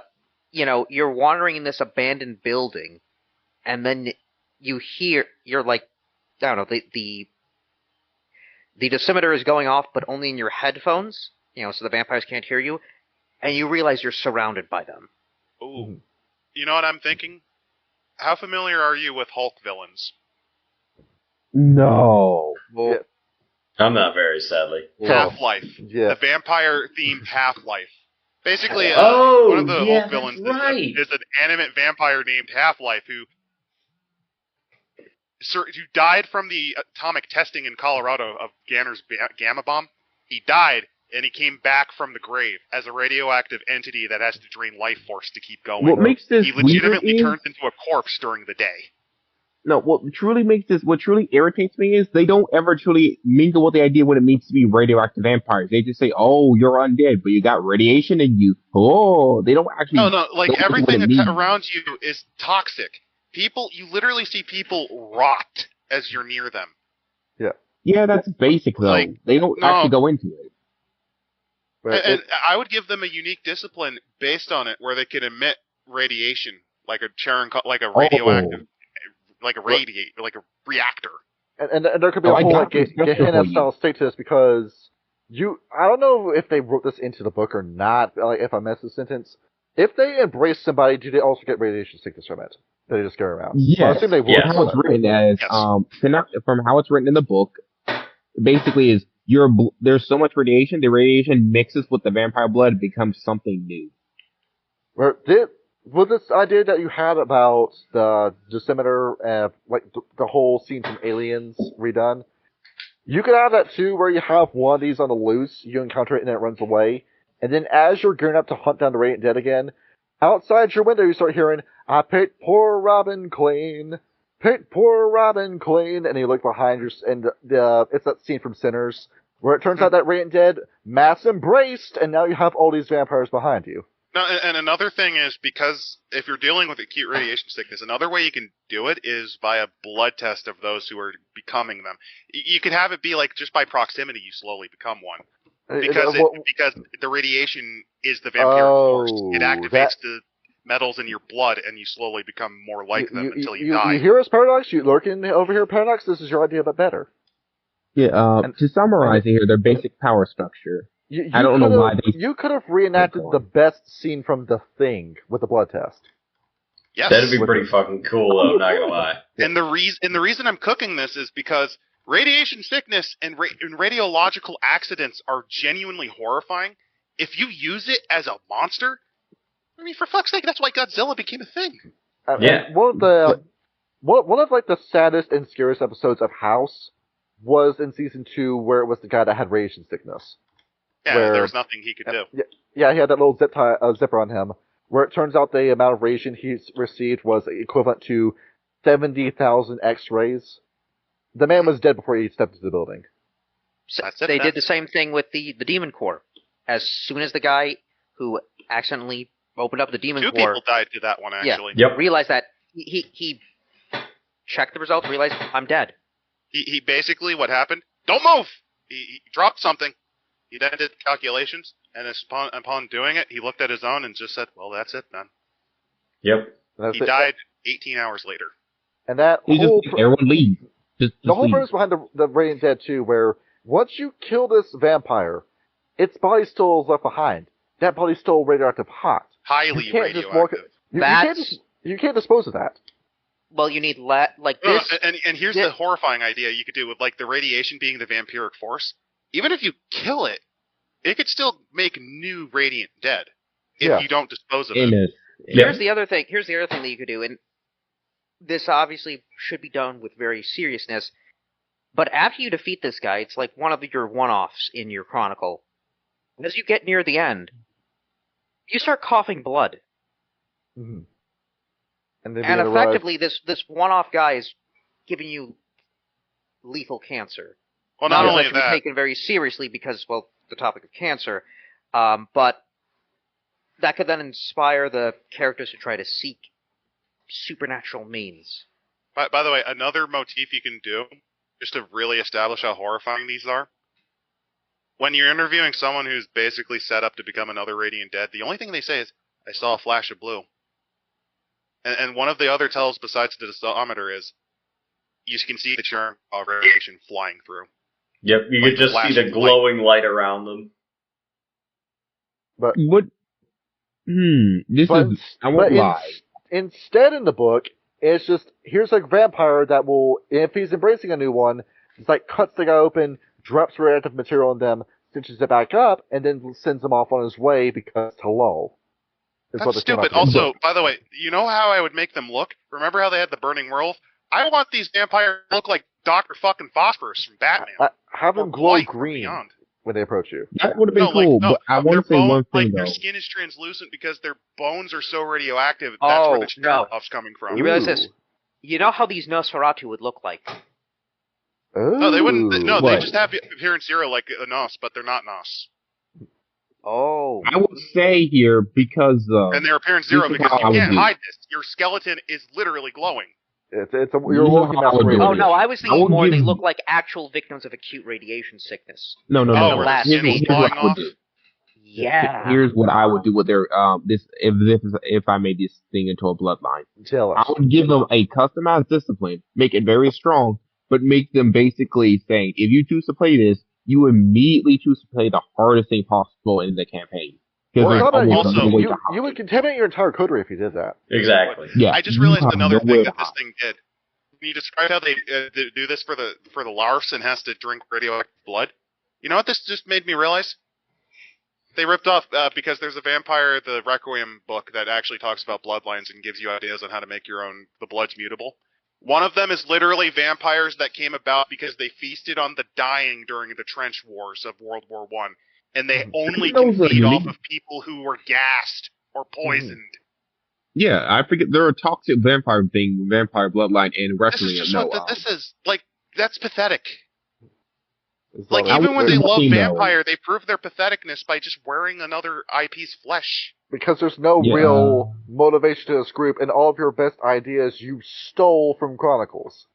I just want to say one thing here. They're very Hey, you know ghouls from Fallout, Radiant Dead, Feral. Yeah. That's what I thought they were making. That's what they thought they were making. They thought they were making either the Feral Ghoul or the Marked Men with this. Oh, you can do both. One thing that truly is just an insult. Their variation of the Radiant Ghoul, the Plutonium Surgeon, is literally just a Zamichi. That's what they basically are. The Zamichi. Oh, man. Yes. I mean, the other thing that they could have actually done with variation, instead of just this plutonium thing, because they bring up the various kinds of elements that can be radioactive. Use that. But no. They have flesh shaping. Hold on. This whole entire clan's unique discipline, flesh shaping. There's definitely nobody else that does that. There's definitely not a whole vampire clan who's that specialty. Oh, by the way, you want to know what the other complication about these vampires that make be? Because they're highly radioactive, you could argue that they're immune to sunlight. Mm-hmm. Oh, yeah. Really? But they're immune to, but as a consequence, they're much more flammable. They absorb solar radiation. Yeah. They still have the fire weakness, and I'd add one more. That would make sense if they were scientifically based. Oh, hold on. These things could be brought up by the technocracy trying to make a cure for vampires. That could also have been an interesting idea. Now, let me point out for a minute which chapter they're in. So you know how the Star of the Thousand Shadows said these are just one-off enemies that you can fight within 2 to 4 hours? Is this your enemy you can do that with? No. If you're dealing with radioactive vampires, no. No. This is going to be a whole thing in of itself. And that would be a chronicle boss. You will have to breach the masquerade to dispose of these guys, because you will have to call the boys in lead pajamas to get rid of that body. To give you an idea, I would use a radioactive vampire. Okay, hear me out. You're a hunter group, and you're dealing with a criminal organization because you think that they're using supernatural abilities of some sort. You don't know what or why. And then you just start hearing about Mr. Cherenkov, who is the mob boss, the Russian mafia boss. And he's one of these. And he's the arch villain because of this. Mm-hmm. Yeah, no, seriously. You die in 10 minutes if you're near him. Yes. Yeah. No, From the basic bit to summarize here is, if this creature hits me twice, my character is doomed to die because I have to get cancer treatment. My character is just fucked. If this creature hits you twice, you're dead. Doesn't matter. If you survive the initial hits, you're just dead. It's cancer. Keep in mind, you remember when June Mage 1936? That's what Tim had. Radiation sickness. Yep. Because he fought a man that was the sun. Yeah. And so we managed to, replace his kidneys. So I'm saying with this idea, if this vampire did mass embrace, that would be a Henna scenario right off the bat. Yes. Just instantly. It could have been. Well, you guys want to know a fun fact? They made a separate book for elder vampires in Methuselah. It's in the Gehenna book, actually. See, to make sales for Bloodlines 2 when it comes out. It's your companion piece for all the roleplay you're definitely going to be able to do in that game. It's all the companion pieces for all the clans that you have to pay for the season pass, or what was it, the maximum version, because some of them are paywall. Sorry about that was so fucking stupid. Honestly, Bloodlines 2 was fucked forever. Even during Hardsuit Labs running of it. Like, who is everyone's first vampire, and who is the vampire clan with the most fan art? Those two will be behind Toreador and Venture. I think Toreador is one of the paywalled ones. I know one of those two. No, they are. It's Toreador and Venture. Yeah. Toreador and Lasombra? They were, and that's really stupid, given that 5th edition is trying to push La Sombra as a playable one. But those Somber are cool though. They made them absolute bitches in Fifth. They're one of the iconic original Sabat guys. They bent the knee to Clan Ventru, which is not anything that Little Somber would do. They would never have done it. I'm a guy who loves the Ventru, and the idea of the Little Somber finally eating crow makes me very happy. But I know it's not going to happen. At most, you'd get some of them to it would have to be forced at essentially stake point. Just like the concept of the Hecate I despise so much because they misunderstand vampires so much. No, I would rather die as a clan. I hate Clan Thinblood specifically because I have the power to have all the powers. That's what Thinblood alchemy is. Yeah, it really is. They could have done Somber would cut off his own head before he would do that. No, the reason why Hecate makes no sense is because the Cappadocians would rather die out as a clan than say, let's put our differences aside and just join up together. Honestly, none of the clans shoved into that group makes sense. Absolutely not. No, all of them would rather die than work with each other. So the whole breadcrumb section for the Radiant Dead, what's your whole way of trying to find out there's a radioactive vampire going around? I don't know, how about you have a fucking decimeter on you? Yep. Congratulations, you moron, you found the clue.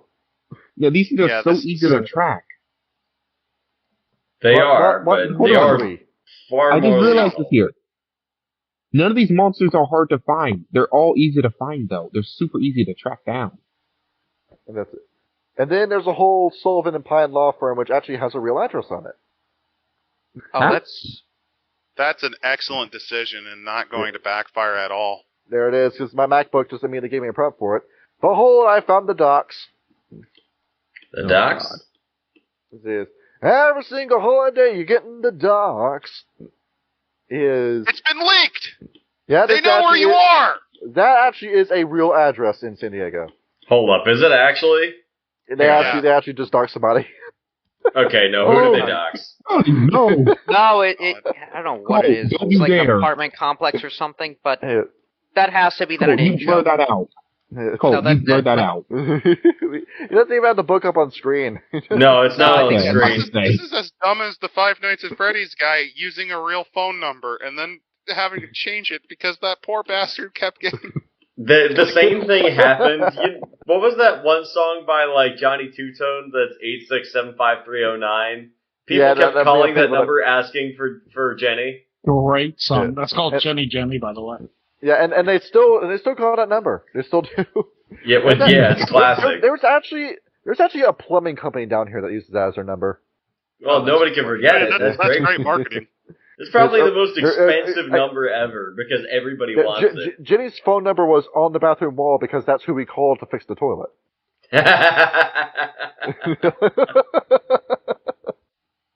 Well, I'm going to call Jenny. She's going to fix stuff for me all night. Magic bow wow. She is working on the plumbing. It's just not that type of plumbing. It's the subversion. You thought we were going to have sex with the plumber, but it turns out no, we're actually going to pay her for her services. Yeah, but all right. That's how you subvert. I bring this up in multiple. Interesting. I bring this up multiple times. Whenever I talk about how they handle Hump Monsters in 5th edition. But I'll reiterate this in another sense here. I don't know why they went with this idea. I truly don't. Because if you wanted monsters could be anything, you should have stuck with Chronicles. Well, here's the thing. I think this is one of the only good concepts they actually had off the bat. Yeah, this one was pretty good. But you had to workshop that. Yeah, out of the 5 ideas in this chapter, only one of them was worth half a fuck.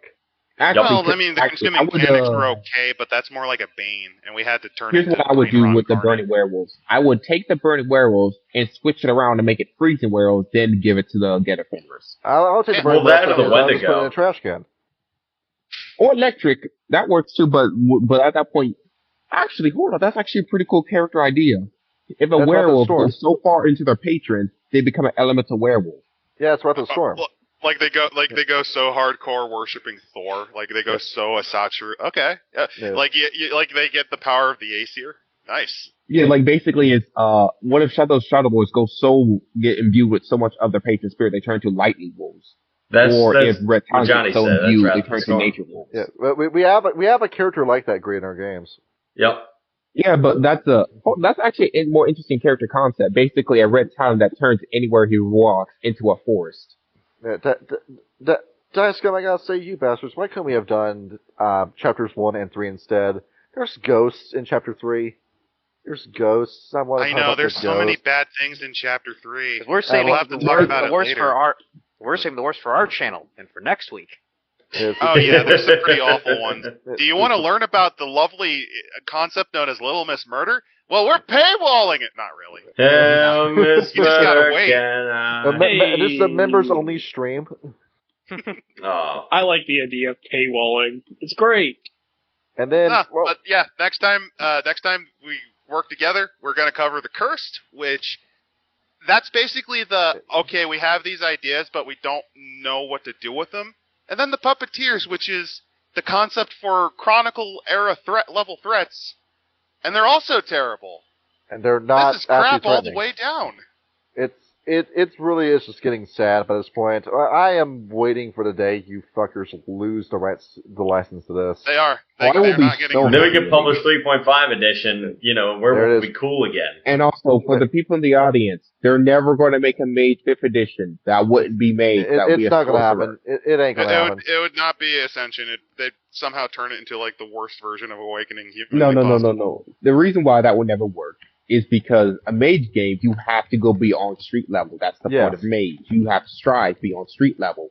But because they want everything to be street level, you will only be stuck permanently at sorcerer level. Basically meaning you will be sorcerers, not mages. Given that they didn't even give the vampires a discipline, I just think they're too dumb to know how spheres work. They make a mage Ascension video game, and the only mage you can play as is a hollow one. Wait, what? That's ridiculous. If that was a thing. They probably would, and it's a horrible name like, I don't know. The Hollowing. Yeah. I love it when the Hollow one said it's hollowing time, and then he hollowed all over the place. Oh, my favorite part was when he said it's time to paradox, and then he paradoxed all over. And then he just ceased to exist. Oh, yeah, this idea just hit me. I'll stop existing. Because the Silver Fangs are tied both to Luna and Soul, you could either become aware of Soul entitled by Soul, you turn into a golden werewolf of fire. That's the whole idea. Fangs. I know Gold's a bit gauche, but I want to accentuate the power difference. Oh, no, okay. Hear me out. I know what you're going with, and here's my other idea. Include the fact that the Silver Fangs also basically own India, and add like elements of the Ashura to them. Like they gain multiple combat. Like they just go full fucking ridiculous with it. Yeah. Yeah, this is some cool in-game characters. Basically, is they're their version of Hunter the Reckoning when they go. Make it into a South Asian version of Henge Yokai. Let's just go fucking complete ham with it. Where it turns out Modi's a kinfolk in India. Look here, I'm just gonna say this here for everyone involved here. I like Henge Yokai. Just because there's furries doesn't mean it ruins the setting. I like them. The only part that sucks is the Kitsune, and that's just because they're so unbalanced that it and so poorly written, it's just unpleasant. The rest of the book is quite lovely. I hate to inform you, gentlemen, but Werewolf Apocalypse does have a wiki for article. Really? Of course. I'm not surprised. Yeah. Why? Greed, you want me to send it to you? Do you know what the player base is like? Look at King. He still doesn't understand why I tend to crap on Red Talon so much. We got a comment one time asking, "Are you guys furries?" Adam. Oh yeah, I've seen that. I know. And then you had to friggin' put me on the spot and call me out and shit. No. You listen here. You listen to me here, Adam. I understand the Red Talons typically get furry player characters. And that pisses me off. They get the worst versions of them. All of them get furry players, but the Red Talons tend to be the worst of the lot.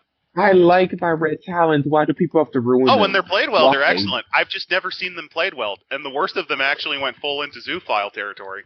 Well, it just so happens that we have a live play where Rapper did a fantastic job with them. He is. He's absolutely killing it. We opened up a character popularity poll. He was number one.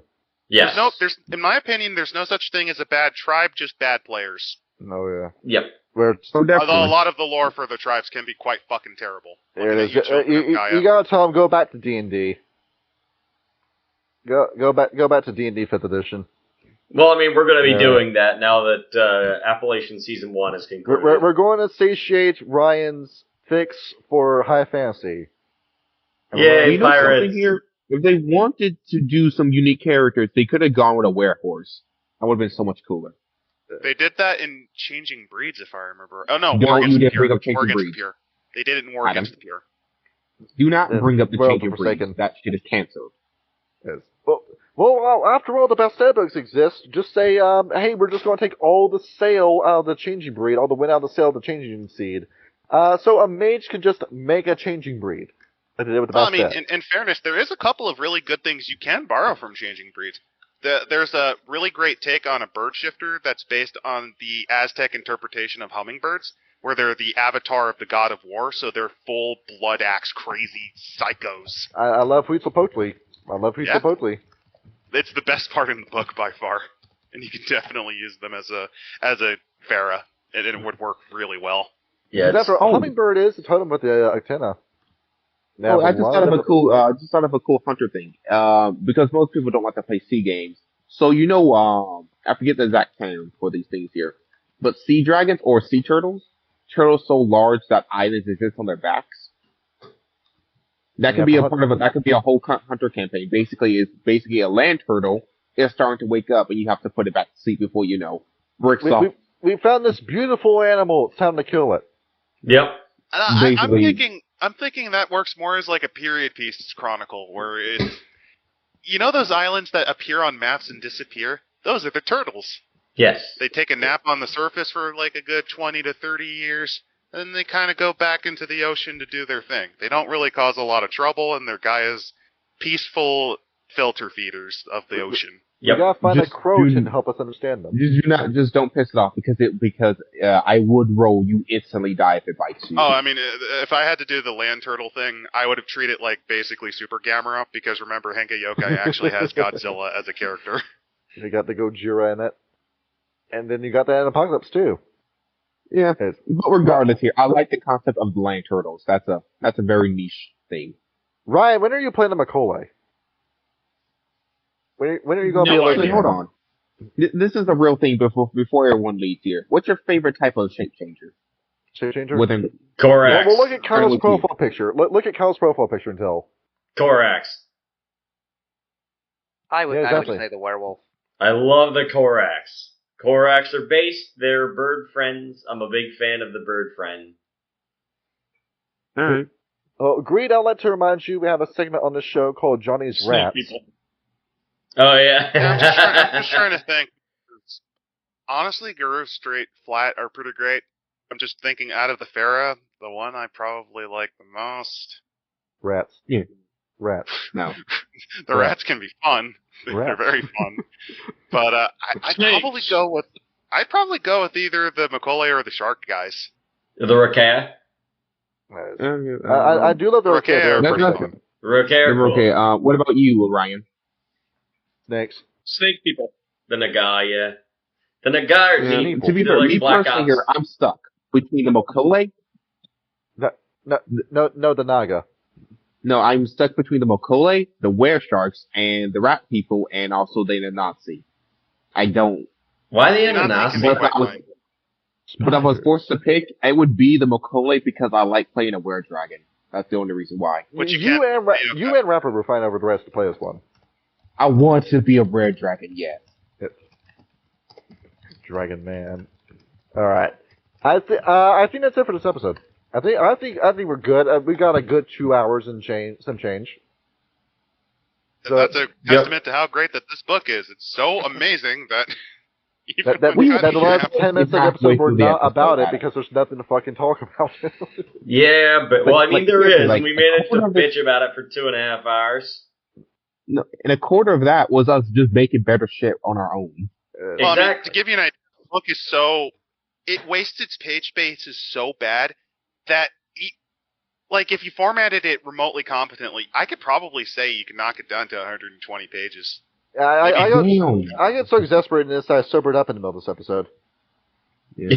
Yes. Really? You're sober? I had a double shot of whiskey, and then I drank this margarita, and now it's gone. It's on my system now. I'm kind of impressed with that. Good job.